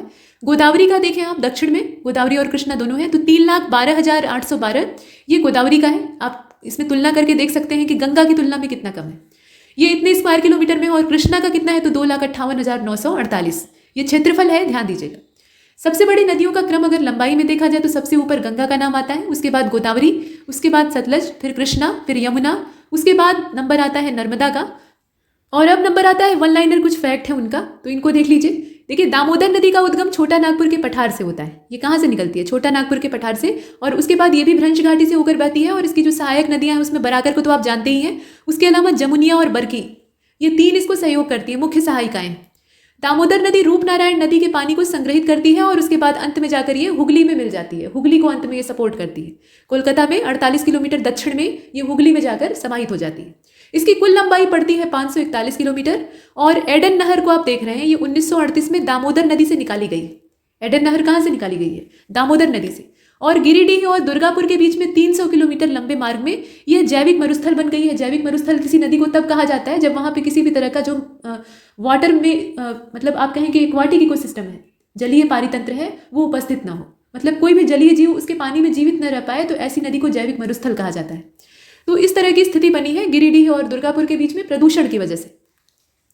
इसके बाद हंगरी नदी को आप देख रहे हैं, पश्चिमी घाट से निकलती है और उसके बाद कर्नाटक और आंध्र से प्रवाहित होते हुए तुंगभद्रा में जाकर मिल जाती है, और इसे वेदावती भी कहा जाता है। वेदा और अवथी नाम की जो नदियां हैं ये सह्याद्री से निकलती हैं, और जब आपस में मिलती हैं तो इसे वेदावती के नाम से जाना जाता है। झेलम नदी को आप जानते ही हैं कि ये पीर पंजाल रेंज जो है उसी के पास में वेरीनाग झरने से उद्गम इसका होता है, मतलब कुल मिलाकर हिमालय पर्वत श्रृंखला है। और ये नदी उत्तर पश्चिम दिशा में मिलती है, बहती है, और अंत में बूलर, ये आप नीचे देख रहे हैं, बूलर झील में मिल जाती है। मतलब उत्तर पश्चिम दिशा में इसका पहले तो प्रवाह होता है ढाल के हिसाब से, और उसके बाद ये वूलर लेक में जाकर मिल जाती है। श्रीनगर जो है वो झेलम के ही तट पे बसा हुआ है। झेलम और रावी पाकिस्तान में झंग के निकट चिनाब में मिल जाती है, और झेलम की जो सहायक नदियां हैं उसमें किशन गंगा का नाम देखा जाता है। किशन गंगा को पाकिस्तान में नीलम कहा जाता है। झेलम अपनी युवावस्था में कश्मीर घाटी में बहती है, और कश्मीर की घाटी में ये मिंडर का निर्माण करती है। मिंडर एक तरह की भौगोलिक स्थलाकृति होती है। हालांकि नदियों द्वारा अपनी परिपक्व अवस्था में मिंडर बनाया जाता है, लेकिन झेलम जो है वो इसमें अपवाद दिखाई देती है, वो अपनी जवानी में ही मिंडर का निर्माण करती है। लूनी नदी अजमेर का जो हिस्सा है, मतलब दक्षिण पश्चिम में अरावली रेंज से इसका उद्गम होता है। 320 किलोमीटर बहने के बाद ये रेगिस्तान में गायब हो जाती है। रेगिस्तान मतलब नमक का रेगिस्तान, कच्छ का रण, वहाँ गायब हो जाती है, मतलब समुद्र तक पहुँच ही नहीं पाती। तो ये सब आप देख रहे हैं। और अगर इससे जुड़े हुए तथ्य आपको और गहराई से जानने की इच्छा है तो आप हमारे पेड कोर्सेज ज्वाइन कर सकते हैं। नंबर यहाँ दिए हैं, आप चाहें तो संपर्क कर सकते हैं। आपको जुड़ने से संबंधित सारी जानकारी उपलब्ध करा दी जाएगी। आइए आगे देखते हैं। सतलज नदी का उद्गम तिब्बत में कैलाश पर्वत और मानसरोवर झील के पास में स्थित जो राकस ताल है, जिसे कि राक्षस ताल भी कहा जाता है, वहां से होता है। और उसके बाद ये आती कैसे है भारत में, तो वो बताया गया कि उत्तर पश्चिम दिशा में ये पहले तो बहने लगती है, और उसके बाद जो शिपकीला दर्रा है उसके पास से ये हिमाचल प्रदेश राज्य में पहले इंटर करती है, और वहां से ये हिमालय की पर्वत श्रेणियों को काटकर बहुत गहरा गार्ज बनाती है। पूर्ववर्ती नदियां क्या करती हैं, बीच में उठने वाले पर्वत को चीर फाड़ कर उसके बीच से निकल जाती हैं, रास्ता बना लेती हैं। तो ये काम ये नदियां कर रही हैं, तो बहुत गहरा गार्ज बनाती है और आगे चलकर ये व्यास को सपोर्ट करती है। तो कुल लंबाई कितनी हुई? 1500 किलोमीटर। सोन का उद्गम कहाँ से होता है? ये अमरकंटक के पास से शहडोल डिस्ट्रिक्ट जो मध्य प्रदेश का है वहां से निकलती है, और सोन नदी मध्य प्रदेश में उद्गम इसका होता है, वो आप देख रहे हैं। उत्तर प्रदेश, झारखंड और बिहार से होते हुए अंत में पटना के पास ये गंगा नदी में मिल जाती है। ठीक है, पाटलिपुत्र जो छावनी थी वो कैसे बनी थी? तो पहले वहां गंगा और सोन का जो संगम था, पहले एक सैनिक छावनी के तौर पे उसका विकास किया गया था, बाद में वो राजधानी बन जाती है मगध की। सोन की मुख्य सहायिकाएं रिहंद और उत्तरी कोयल नदी है। रिहंद जो है वो सोन की सहायिका है। कोसी नदी पूर्वी नेपाल में जो गोसाई थान है वहां से निकलती है, लंबाई 720 है, और भागलपुर यानी बिहार में ये गंगा में मिल जाती है। और कोसी की 7 धाराएं हैं, सप्तकोशिका इसको कहा जाता है, और इसमें अरुण जो है वो प्रमुख है। और ये नदी जो है अपना बार बार रास्ता बदलती है, बाढ़ जब आती है तो ये बेकाबू हो जाती है। इस पर किसी भी तरह का बैराज और जो परियोजना है वो काम ही नहीं करती। जब पानी पहाड़ों पर से नीचे उतरता है ना, तो ये बेहिसाब तरीके से बहती है। किस रात किस गांव को तबाह कर देगी कुछ भरोसा नहीं है, तो इसीलिए इसे बिहार का शोक भी कहा जाता है। आगे बढ़ते हैं। श्योक नदी को आप देख रहे हैं, काराकोरम क्षेत्र में मृत्यु की नदी के नाम से इसको जाना जाता है। ऐसा माना जाता है कि प्राचीन काल में जो यारकंद से लद्दाख के बीच में ट्रेड का पूरा सिस्टम था वो इसी नदी के माध्यम से होता था। मध्य एशिया का व्यापार चलता था, तो वो व्यापारिक रूट के तौर पे यूज होता था। इसके बाद जास्कर नदी, अब देखिए नदियों का जो जल मार्ग था वो सुरक्षित था। पहले के समय में यात्रा इतने अच्छे अच्छे संसाधनों से तो होती नहीं थी। लोग अपना माल लेकर एक स्थान से दूसरे स्थान पहुंचते थे, पर्याप्त समय भी लगता था। जिंदा पहुंच पाएंगे कि नहीं और माल उनके पास सही सलामत रह पाएगा कि नहीं, ये कोई नहीं जानता था, क्योंकि रास्ते में लुटेरों के बहुत सारे दस्ते होते थे जो कि ऐसे ही यात्रियों का इंतजार कर रहे होते थे जो कि माल असबाब लेकर चल रहे हैं। तो नदियों का रूट अपेक्षाकृत थोड़ा आसान होता था। हालांकि वहाँ भी दस्यु होते थे, जल दस्यु होते थे जो कि लूट लेते थे, और समुद्र में तो पूछना ही नहीं। बाकी जो लैंड रूट था वो और खतरनाक था। आपने मार्को पोलो का वृतांत सुना होगा। तो कुल मिलाकर ये व्यापार का एक मार्ग हुआ करता था। जास्कर नदी जास्कर श्रेणी में गहरे गार्ज का निर्माण करते हुए कठोर चट्टानी भागों से होकर बहती है, और ये पहले उत्तर फिर पूर्व की ओर, पहले उत्तर दिशा में बहती है। उसके बाद इसका जो प्रवाह है वो मुड़कर पूर्व की ओर हो जाता है, और अंत में नेमू नाम की जो जगह है वहां पे ये सिंधु नदी में जाकर मिल जाती है। अंत में कहाँ मिलती है? सिंधु नदी में मिलती है। और इसकी उत्पत्ति हिमाचल प्रदेश और जम्मू कश्मीर की सीमा पर, जो उच्च हिमालय प्रदेश है, जम्मू कश्मीर की सीमा पर, मतलब उच्च अच्छांशीय पठारी भाग है, इसका अच्छांशीय जो क्षेत्र है उसकी बात की जा रही है। तो वहां पर ये इसकी उत्पत्ति का स्थान माना जाता है। जास्कर नदी की अगर बात करें तो इसकी कुल लंबाई पड़ती है 150 किलोमीटर, बहुत ज़्यादा लंबी नहीं। स्पीति नदी जो है ये करीब 16,000 फीट ऊंचे जो कुंजुम दर्रा है वहां से निकलती है, ऊंचाई ज़्यादा है। और 60 मील बहने के बाद ये हिमाचल प्रदेश का जो किन्नौर जिला है वहां पे नामगिया गांव के पास सतलज में जाकर मिल जाती है। मतलब ये सतलज को सपोर्ट करती है। थोड़ा सा भौतिक विज्ञान को देख लेते हैं। वन लाइनर फैक्ट है, इसमें ये बताया गया है कि ऊष्मा जो है वो एक प्रकार की ऊर्जा है। तो पिछले लेक्चर में भी हमने देखा था।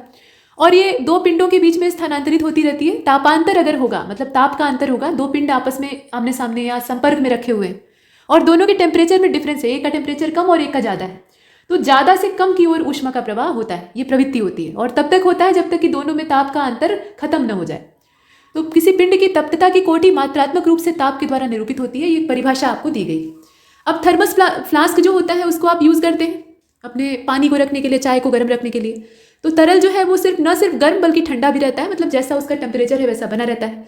तो ऐसा किस लिए होता है? जो ऊष्मा के संचारण के या संचरण के माध्यम थे, मतलब जिन पद्धतियों के द्वारा ऊष्मा का संचरण एक माध्यम से दूसरे माध्यम में हो सकता था, उसको इसमें अवरुद्ध कर दिया जाता है। मतलब संचालन जो है, संवहन, विकिरण इत्यादि, उसके माध्यम से ऊष्मा की कोई हानि नहीं हो पाती है, उसको अवरुद्ध करके रखा जाता है। संपीड़ित हवा ऊष्मा का कुचालक होती है। अगर हवा को हम क्या करें, संपीड़ित कर दें, इसको कंडेंस कर दें, तो होगा ये कि वो ऊष्मा की कुचालक का काम करेगी। एयर कंडीशन में संपीड़ित गैस का ही इस्तेमाल होता है, जिससे कि कमरा या जो स्थान है जहाँ एयर कंडीशनर लगा रहता है वो ठंडा रहता है। विकिरण ऊष्मा का हस्तांतरण सबसे तेजी से करता है। विकिरण जो है वो ऊष्मा हस्तांतरण की सबसे तेज विधि है। सूर्य का प्रकाश और सूर्य की गर्मी हम कैसे महसूस कर पाते हैं? उसके विकिरण वाले माध्यम से ही, जो कि निर्वात में भी प्रॉपर काम करता है। टोस्टर इंफ्रारेड रेडिएशन का इस्तेमाल करता है और संवहन विधि के द्वारा ब्रेड को टोस्ट करता है, ब्रेड को सेकने का काम करता है। तेज हवा वाली जो रात्रि होती है, ये सब ऐसे फैक्ट है ना जहाँ जिनसे कि प्रश्न बन चुके हैं, उनको तथ्यों के रूप में यहाँ दिया गया है। तो तेज हवा वाली जो रात्रि होती है जिसमें कि हवा तेज चल रही होती है, तो ओस नहीं बन पाती। ओस क्यों नहीं बन पाती? क्योंकि तेज हवा के कारण वाष्पन की दर बहुत तेज हो जाती है, और भाई जब पानी भाप बनकर उड़ जाएगा तो ओस बनेगी ही कैसे? चांदी की ऊष्मा चालकता सबसे ज्यादा होती है। चांदी की ऊष्मा चालकता सबसे ज्यादा होती है। और गर्म हवा ठंडी हवा से हल्की होती है, ठीक है। ठंडी हवा में भारीपन होता है। ऊष्मीय विकिरण को अवरक्त विकिरण भी कहा जाता है, ये भी एक तथ्य है। दिन के समय विकिरण की प्रक्रिया के कारण जो हवा गर्म हो जाती है, तो उससे क्या होता है, जो कम दबाव के क्षेत्र बनने की प्रक्रिया आपने सुनी है ना, तो गर्म होकर हवा हल्की हो जाती है और हल्की होकर ऊपर उठ जाती है। तो नीचे वाला स्थान खाली हो जाता है। उसको भरने के लिए कहीं ना कहीं से ठंडी हवा का प्रवाह उस एरिया में होगा। ये वायु संचरण का तरीका है। हवा मुख्य रूप से संवहन के माध्यम से गर्म होती है। हवा के गर्म होने का जो तरीका है वो संवहन है। वही वायुमंडल विकिरण के कारण गर्म होता है। सूर्य के प्रकाश से, मतलब सूर्य के प्रकाश का जो विकिरण रूपी माध्यम है उससे ये गर्म होता है। हवा मुख्य रूप से संवहन के माध्यम से गर्म होती है, वो पहले ही बता दिया गया। अच्छा, एक चीज और है कि ऊष्मीय विकिरण अल्फा विकिरणों के समान होते हैं। ऊष्मीय विकिरण को अगर हम तुलना करते हैं रेडियो एक्टिव रेडिएशन के अलग अलग फेज से, तो ये अल्फा विकिरण के समांतर होते हैं।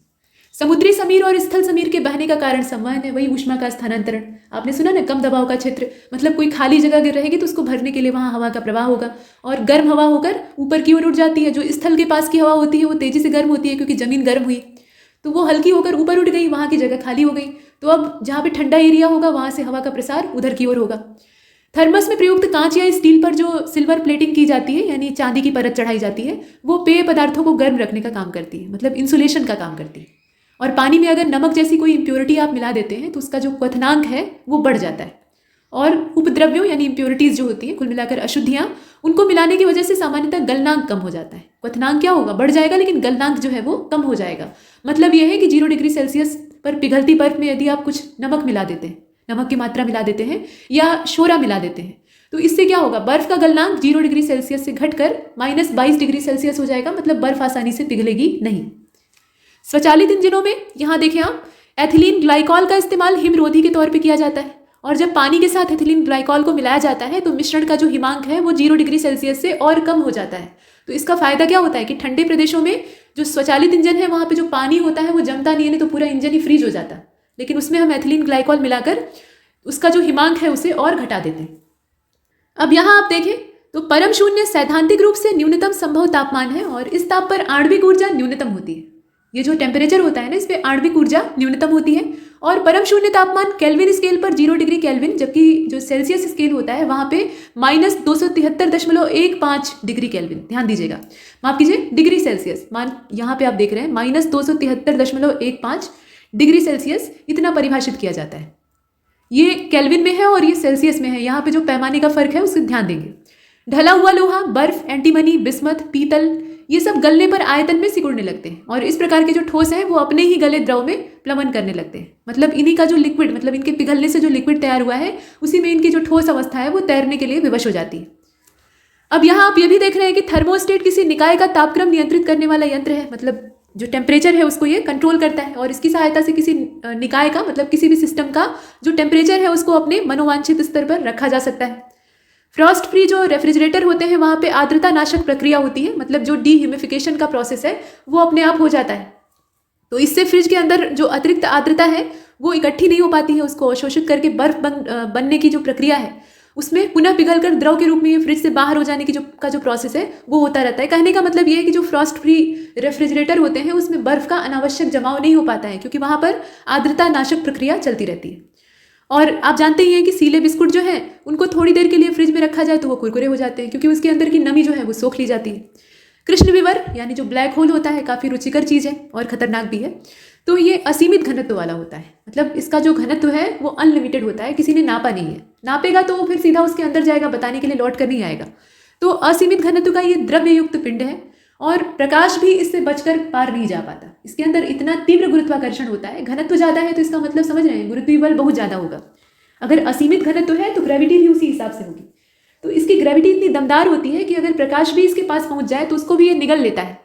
सिर्फ उसी कंडीशन में हम इसकी पिक ले पाते हैं या इसकी इमेज देख पाते हैं टेलीस्कोप के माध्यम से, जब ये किसी तारे को खा रहा होता है, किसी तारे को निगल रहा होता है, तो उस स्टार की, उस मरते हुए दम तोड़ते हुए स्टार की जो रोशनी होती है उसमें ये ब्लैक होल थोड़ा सा नजर आता है, बस उसके बाद ये विलुप्त हो जाता है। क्योंकि जो चीज़ प्रकाश को ही परावर्तित नहीं करेगी, किसी भी तरह की रोशनी को परावर्तित नहीं करेगी, वो दिखेगी ही कैसे, ठीक है। तो कोई भी द्रव्य जो है वो यहाँ से बचकर बाहर नहीं जा पाता। और ऐसा माना जाता है कि जो तमाम आकाश गंगाएं हमारे अंतरिक्ष में फैली हुई हैं, तो उनके अंदर इतने सारे सौर मंडल और इतने सारे जो ग्रह उपग्रह और तारे हैं वो कैसे विद्यमान है, क्यों नहीं वो सब हट जा रहे हैं, उनकी ग्रेविटी क्या इतनी मजबूत है। तो उन सब के एक जगह विद्यमान रहने की मूल वजह ये है, ऐसी कल्पना की जाती है, ऐसा माना जाता है कि जो गैलेक्सी होती है उनके केंद्र बिंदु पर कोई ना कोई एक ब्लैक होल पाया जाता है, और ब्लैक होल का जो तीव्र गुरुत्व है वो गैलेक्सी की हर एक चीज़ को, आकाशगंगा के हर एक सौर मंडल और हर एक खगोलीय पिंड को अपने आकर्षण में फंसा कर रखता है। तो वो सारी चीज़ें उसके चारों ओर बंधी रहती हैं और स्थित रहती हैं, वहाँ से भाग नहीं पाती। फिलहाल ये एक कल्पना है, किसी ने देखा नहीं है। कुछ गैलेक्सीज जो है उनके केंद्र में ब्लैक होल सिद्ध हुआ, लेकिन सभी के नहीं। कृष्ण क्षेत्र को दूरबीन से नहीं देखा जा सकता है। जब कोई चीज़ रोशनी को भी परावर्तित नहीं कर रही, कोई चीज़ हमें दिखाई कब देती है, जब वो प्रकाश का परावर्तन करती है। तो प्रकाश का जब ये परावर्तन ही नहीं कर रहा है तो दिखेगा ही नहीं। किसी धातु को गर्म करने पर वो फैलती है और तापन से उसका प्रसार बढ़ जाता है। किसी धातु वलय को अगर आप गर्म करते हैं तो उसका जो अंदर का डायमीटर है और बाहर का डायमीटर दोनों बढ़ेगा, और गर्म करने पर उसको किसी जो रिंग में फंसा हुआ छल्ला होता है उसको बाहर निकाला जा सकता है। तो ये एक सामान्य प्रक्रिया है। शीशे की छड़ को भाप में रखने पर इसकी लंबाई के साथ साथ इसकी चौड़ाई यानी जो व्यास है उसमें भी वृद्धि होती है। और मिट्टी के घड़े की जो दीवारें होती हैं उसे तो आप जानते हैं, ये गरीबों का फ्रिज कहा जाता है। तो असंख्य छोटे छोटे छिद्र होते हैं, मतलब उसमें पोर होते हैं, और इन छिद्रों से पानी रिसता रहता है। वो हमें पता नहीं लगता है, लेकिन वो नमी के तौर पे हमें दिखाई देता है। और घड़े की सतह पे हमेशा गीलापन बना रहता है। पानी आप घड़े के अंदर भर दीजिए तो ऊपर जो सतह है वो हमेशा हल्की गीली रहेगी। अब छिद्रों से निकले हुए पानी का वाष्पीकरण होता है। जब पानी बाहर निकलेगा तो टेम्परेचर की वजह से वो भाप बनकर उड़ेगा और इस वजह से सतह का जो टेम्परेचर है वो कम हो जाता है, मतलब सतह जो है वो ठंडी हो जाती है, सतह का तापमान गिर जाता है और पानी जो अंदर रखा है वो भी ठंडा हो जाता है। एक स्वस्थ मनुष्य के शरीर का तापमान 36.9 डिग्री सेल्सियस या आप इसे फॉरेनहाइट में अगर कन्वर्ट करते हैं तो 98.6 डिग्री फॉरेनहाइट होता है और मतलब 37 डिग्री सेल्सियस और केल्विन में बदलेंगे तो करीब 310 केल्विन आएगा इसके आसपास। अब टेम्परेचर अगर इससे कम या ज़्यादा होता है तो आदमी बीमार पड़ जाएगा। अल्कोहल का द्रवांक निम्नतर होने की वजह से जो ठंडे स्थान होते हैं वहाँ पे इसका हिमांक काफ़ी नीचे होता है, तो शून्य से काफ़ी कम तापमान हो जाने पर भी ये लिक्विड स्टेट में रहता है, मतलब जमता नहीं है। तो इसी वजह से ठंडे देशों में जो ठंडे इलाके होते हैं वहाँ पे पारे की अपेक्षा जो अल्कोहल वाले थर्मामीटर होते हैं वो काम किए जाते हैं, इस्तेमाल में लाए जाते हैं, क्योंकि उसके अंदर अल्कोहल कभी भी फ्रीज नहीं होता, आसानी से फ्रीज नहीं होता, तो उस स्थिति में उससे नापना आसान होता है। इसके बाद आप देखें कि मनुष्यों में पसीने का जो मुख्य उपयोग है, मनुष्य को पसीना क्यों होता है? सभी जीवों को पसीना नहीं होता है, तो उनके शरीर में कूलिंग सिस्टम अलग अलग तरह का होता है। मनुष्य के शरीर में जो पसीने होने की वजह है ये शरीर के तापमान को नियंत्रित करने के उद्देश्य से होता है। मतलब वयस्क व्यक्ति जो है वो पसीना निकलने की उसकी दर को अगर हम नापें तो 2 से 4 लीटर प्रति घंटे यानी 10 से 14 लीटर प्रतिदिन के हिसाब से भी हो सकती है। अब ये मौसम पर भी निर्भर करता है। और त्वचा से पसीने के वाष्पित होने से हमें ठंडक का अनुभव होता है। किसी वस्तु की ऊष्मा हानि की दर जो है उसको शीतलन की दर कहा जाता है। और गर्मी के मौसम में जब उमस वाला मौसम होता है तो जो आर्द्र ऊष्मा है उसका अनुभव हम करते हैं। उमस वाला मौसम जो है इसमें आर्द्रता बढ़ जाती है। शुष्कता की जो दशा होती है इसमें निम्न आर्द्रता का बोध होता है। मतलब शुष्कता का मतलब ही है कि आर्द्रता कम होगी, वहाँ पे नमी की मात्रा कम होगी, और आर्द्रता बढ़ने पर जो हवा में ध्वनि की चाल है वो बढ़ जाती है। ठीक है, नमी वाली अगर जलवायु रहेगी तो वहाँ ध्वनि दूर दूर तक ट्रेवल करेगी, और आर्द्रता बढ़ने के साथ साथ वजह ये होती है ना कि वायु का जो घनत्व है वो कम हो जाता है, तो इससे जो ध्वनि की चाल है वो बढ़ जाती है। अधिक ऊंचाई वाले स्थान पे जो एटमॉस्फेरिक टेम्परेचर है, मतलब वायुमंडलीय ताप, वो कम हो जाता है, और यही वजह है कि पानी ये 100 डिग्री सेल्सियस से कम तापमान पर ही उबलने लगता है। इसका जो उबलने का बिंदु है वो नीचे आ जाता है। 100 डिग्री सेल्सियस इसको नहीं चाहिए होता है, उससे पहले ही वो उबलने लगता है। और पानी में अगर आप नमक मिलाते हैं तो क्वथनांक बढ़ जाएगा, ये आपने पीछे ही देखा है। इससे भोजन आसानी से पक जाएगा। बिना नमक मिलाए आप पकाइए और नमक मिलाकर पका दीजिए, देखिए नमक जिसमें आपने मिलाया है वो जल्दी पकेगा। ऊनी रेशे एक विशेष प्रकार के प्रोटीन से निर्मित होते हैं, लेकिन ऊष्मा का कुचालन इन रेशों के मध्य स्थित हवा के कारण होता है। मतलब रेशों में ऐसा कोई गुण नहीं होता है, जो इनके बीच में हवा फंसी रहती है उसकी वजह से इंसुलेशन होता है और अंदर की ओर जो ठंडक है बाहर वाली वो नहीं पहुंच पाती। कुछ और जानकारियां हैं, जैसे कि हाइड्रोजन से भरा हुआ पॉलीथीन का गुब्बारा जब पृथ्वी के स्थल से मतलब पृथ्वी के तल से छोड़ा जाता है तो वायुमंडल में ऊंचाई पर जाने पर वायु का घनत्व कम हो जाता है और गुब्बारे का जो आमाप है वो बढ़ जाएगा। रेफ्रिजरेटर का दरवाजा खुलने पर उसमें अनेक प्रकार की गैसें निकलने लगती हैं, तो कमरे का जो टेम्परेचर है उसको ये बढ़ाने का काम करती है। ये नहीं कि आप फ्रिज खोल देंगे तो कमरा ठंडा हो जाएगा, कमरा और गर्म हो जाएगा। खाना बनाने के बर्तन जैसे कि प्रेशर कुकर है तो उसमें लकड़ी या एबोनाइट के हैंडल होते हैं। आमतौर पे एबोनाइट के हैंडल होते हैं जो कि लकड़ी मतलब दोनों ही, यहाँ पर लकड़ी भी वही काम करती है और एबोनाइट भी वही काम करता है। ये ऊष्मा के कुचालन का काम करते हैं। एबोनाइट ज़्यादा मजबूत होता है, टिकाऊ होता है, इसलिए उसका इस्तेमाल किया जाता है। ऊष्मा स्थानांतरण की जो 3 विधियां हैं उसे आपने शुरुआत में ही देखा है, चालन, संवहन और विकिरण। 3 अलग अलग माध्यमों से ऊष्मा का संचरण होता है। और आदर्श चालक जो होता है, आदर्श चालक के अंदर प्रतिरोध की मात्रा 0 होती है, तापीय प्रतिरोध 0 होता है। जब प्रतिरोध ही नहीं रहेगा तो ताप का स्थानांतरण बेरोक टोक होगा, मतलब उसमें किसी भी तरह का अवरोध उत्पन्न नहीं होगा। लेकिन मजे की बात यह है कि आदर्श चालक कोई होता ही नहीं। निकटतम आदर्श अवस्था हो सकती है, लेकिन प्रतिरोध कुछ न कुछ सभी पदार्थों में पाया जाता है। अब थोड़ा सा सामान्य हिंदी को देख लेते हैं। तो यहाँ अनेक शब्दों के लिए एक शब्द, मतलब वाक्यांश के लिए एक शब्द को आप देख रहे हैं। देखिए इसमें जो अपनी इच्छा पर निर्भर हो, ठीक है, जो अपनी इच्छा पर निर्भर हो उसको ऐच्छिक कहा जाता है। और इस लोक से संबंध रखने वाला अहलौकिक या ऐहिक कहा जाता है। दोनों में से जो विकल्प आपको मिले उसे चुन सकते हैं। इंद्र का सफेद हाथी जो है उसको ऐरावत कहा जाता था, समुद्र से निकला था ऐसा माना जाता था। इतिहास से संबंधित अगर कोई चीज़ है तो उसको ऐतिहासिक कहेंगे। इंद्रियों से संबंधित है तो उसे ऐन्द्रिक कहेंगे, ऐन्द्रिक कहेंगे, ध्यान दीजिएगा। और विश्व के जो दुनिया भर के देश हैं उनकी जब संयुक्त खेल प्रतियोगिता होती है तो आमतौर पे जो आयोजन है इसको ओलंपिक कहा जाता है, खेलों का महाकुंभ। और उसे देख लीजिए तो ऊपर से या दिखावे के रूप में होने वाला उपचार के तौर पे ऊपर से दिखावटी जो चीज़ होती है उसको क्या कहते हैं, उसे औपचारिक कहते हैं। और उपनिवेशों से संबंध रखने वाला औपनिवेशिक होता है, उपनिषद से संबंधित औपनिषदिक होता है। और अपनी विवाहिता पत्नी से उत्पन्न जो पुत्र है, मतलब जायज पुत्र जो है, उसको औरस कहा जाता है। जो सब कुछ उदारता से देना जानता है वो औदार्य दाता होता है। जो अपने किए जाने योग्य है या करने योग्य है उसको करणीय कहा जाता है, कर्तव्य भी कहा जा सकता है। जो व्यक्ति कटु बोलता है वो कटुभाषी है।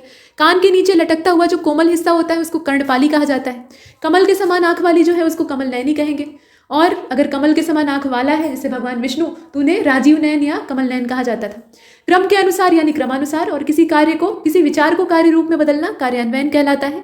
सुंदर और बड़े बालों वाली स्त्री जो है उसको केशिनी कहते हैं। और जो कल्पना से परे है वो कल्पनातीत होता है। जो काल से परे है वो कालातीत होता है। और जिस स्त्री का विवाह नहीं हुआ है वो अभी कुमारी है। पुरुष का विवाह नहीं हुआ है तो वो कुंवारा है या कुमार है। दुराचारिणी स्त्री को उल्टा कहा जाता है। और भय शोक आदि के कारण अगर कर्तव्य ज्ञान ही लुप्त हो जाए तो उसको क्या कहते हैं, किंग कर्तव्य विमूढ़ कहा जाता है। भय भूख प्यास से घबराया हुआ व्यक्ति जो है वो कातर या अधीर कहलाता है। पद आयु इत्यादि के विचार से औरों की अपेक्षा जो छोटा होता है उसे कनिष्ठ कहते हैं। और केश विन्यास ये क्या है, मतलब केशों और बालों को, मतलब केश या बाल दोनों ही, तो दोनों को देखिए शाब्दिक तौर पे अगर देखें तो हम लोग एक ही अर्थ निकाल लेते हैं कि केश और बाल एक ही होता है। लेकिन केश का मतलब लंबी जो चोटी होती है, लंबी जो केश राशि, बाल लंबे लंबे होते हैं तो उसको केश कहा जाता है। तो कुल मिलाकर इनको सजाने संवारने का जो काम है उसको केश विन्यास कहा जाता है। और ठीक अपने क्रम में आया हुआ यानी क्रमागत। और तांत्रिक, वह तांत्रिक जो कि अपने हाथ में खोपड़ी लेकर घूमता है उसे कापालिक कहा जाता है या गले में ही खोपड़ी धारण करता है। इसके बाद आप देखें जहां अपराधी रखे जाते हैं वो कारागार या जेल होता है। जिसकी कीर्ति शेष रह गई हो वो कीर्ति शेष है। और जो अपने ही कुल का नाश करे, कुल में ही आग लगाए, उसको कुलंगार कहा जाता है। अच्छे और ऊंचे कुल में उत्पन्न हुआ कुलीन होता है। और जिसकी बुद्धि कुशा की नोक के समान तीखी, कुशा एक घास होती है जिसकी नोक बड़ी नुकीली होती है, तो कुशा की नोक के समान तीखी हो तो उसको कुशाग्र बुद्धि कहा जाता है। जिसका ज्ञान अपने स्थान तक ही सीमित है यानी बाहरी जगत का उसको कोई ज्ञान नहीं है, सिर्फ आसपास की ही चीजें जानता है और उसी में अपने आप को श्रेष्ठ समझता है, तो उसको कूप मंडूक कहा जाता है, कुएं का मेढक। अब जरा सा राइट साइड वाले जो वाक्यांश के लिए एक शब्द है उनको भी देख लेते हैं। तो इसमें आप देख रहे हैं कि जो व्यक्ति कटु बोलता है यानी कड़वा बोलता है उसको कटुभाषी कहा जाता है। कमल के समान नेत्र वाला जो है उसको कमल नयन और कमल के समान नेत्र वाली कमल नयनी कही जाती है। और क्रम के हिसाब से अगर है या क्रम के अनुसार है तो उसको क्रमानुसार कहते हैं। अपने विचार को कार्य रूप में बदलना कार्यान्वयन कहलाता है। और कठिनाई से पैसे निकालने वाला कृपण होता है। 10 साल की कुमारी है तो उसको कन्या कहेंगे। 10 से 15 वर्ष की लड़की है तो उसको किशोरी कहेंगे। शारीरिक या मानसिक पीड़ा है तो उसको हम कष्ट कहेंगे। छोटों की सहायता करना कृपा कहलाता है। दूसरे का दुख देखकर हृदय अगर भर आया तो वो करुणा है। मन के अप्रिय भावों का सूचक क्लेश होता है। किसी विशेष वस्तु की सामान्य इच्छा को कामना कहा जाता है। कुसंगति में पड़कर चरित्र पर दोष अगर लगता है तो ये कलंक है। और धन के देवता को कुबेर कहा जाता है, उन्हें धनद भी कहते हैं। जिसकी गर्दन कबूतर की तरह सुंदर हो उसे कपोत ग्रीवा कहा जाता है। शंख के समान ग्रीवा हो तो उसको कम्बुग्रीव कहते हैं। जो अपने काम से जी चुराता हो उसको कामचोर कहेंगे, और क्या कह सकते हैं। जो पाप पुण्य हर्ष विषाद से युक्त मुक्त शुद्ध स्वभाव वाला है, मतलब उसके अंदर पाप पुण्य जैसी कोई भावना ही नहीं है, पुण्य का भी कोई मतलब इच्छा नहीं है उसके अंदर, और पाप नहीं कर रहा है, साथ में हर्ष और विषाद जैसे विचार भी उसके दिमाग में नहीं आते हैं, तो वो क्या है, केवल आत्मा है। जो अच्छे चाल चलन वाली न हो उसे कुचाली कहा जाता है। जैसे तैसे समय काटना ये जो है ये कालयापन कहलाता है।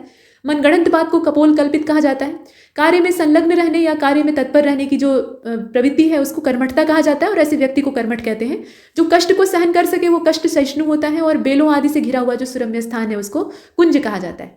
वह नायिका, यहाँ आप देख रहे हैं, वह नायिका जो कि कृष्ण पक्ष में अपने प्रेमी से मिलने के लिए आतुर है उसे कृष्ण अभिसारिका कहते हैं। कृष्ण अभिसारिका कहते हैं, ठीक है। ये जो शब्द है थोड़ा नया है, तो यहाँ तक हमने इसे कंप्लीट किया है। इसमें इतना ही, तब तक के लिए नमस्कार।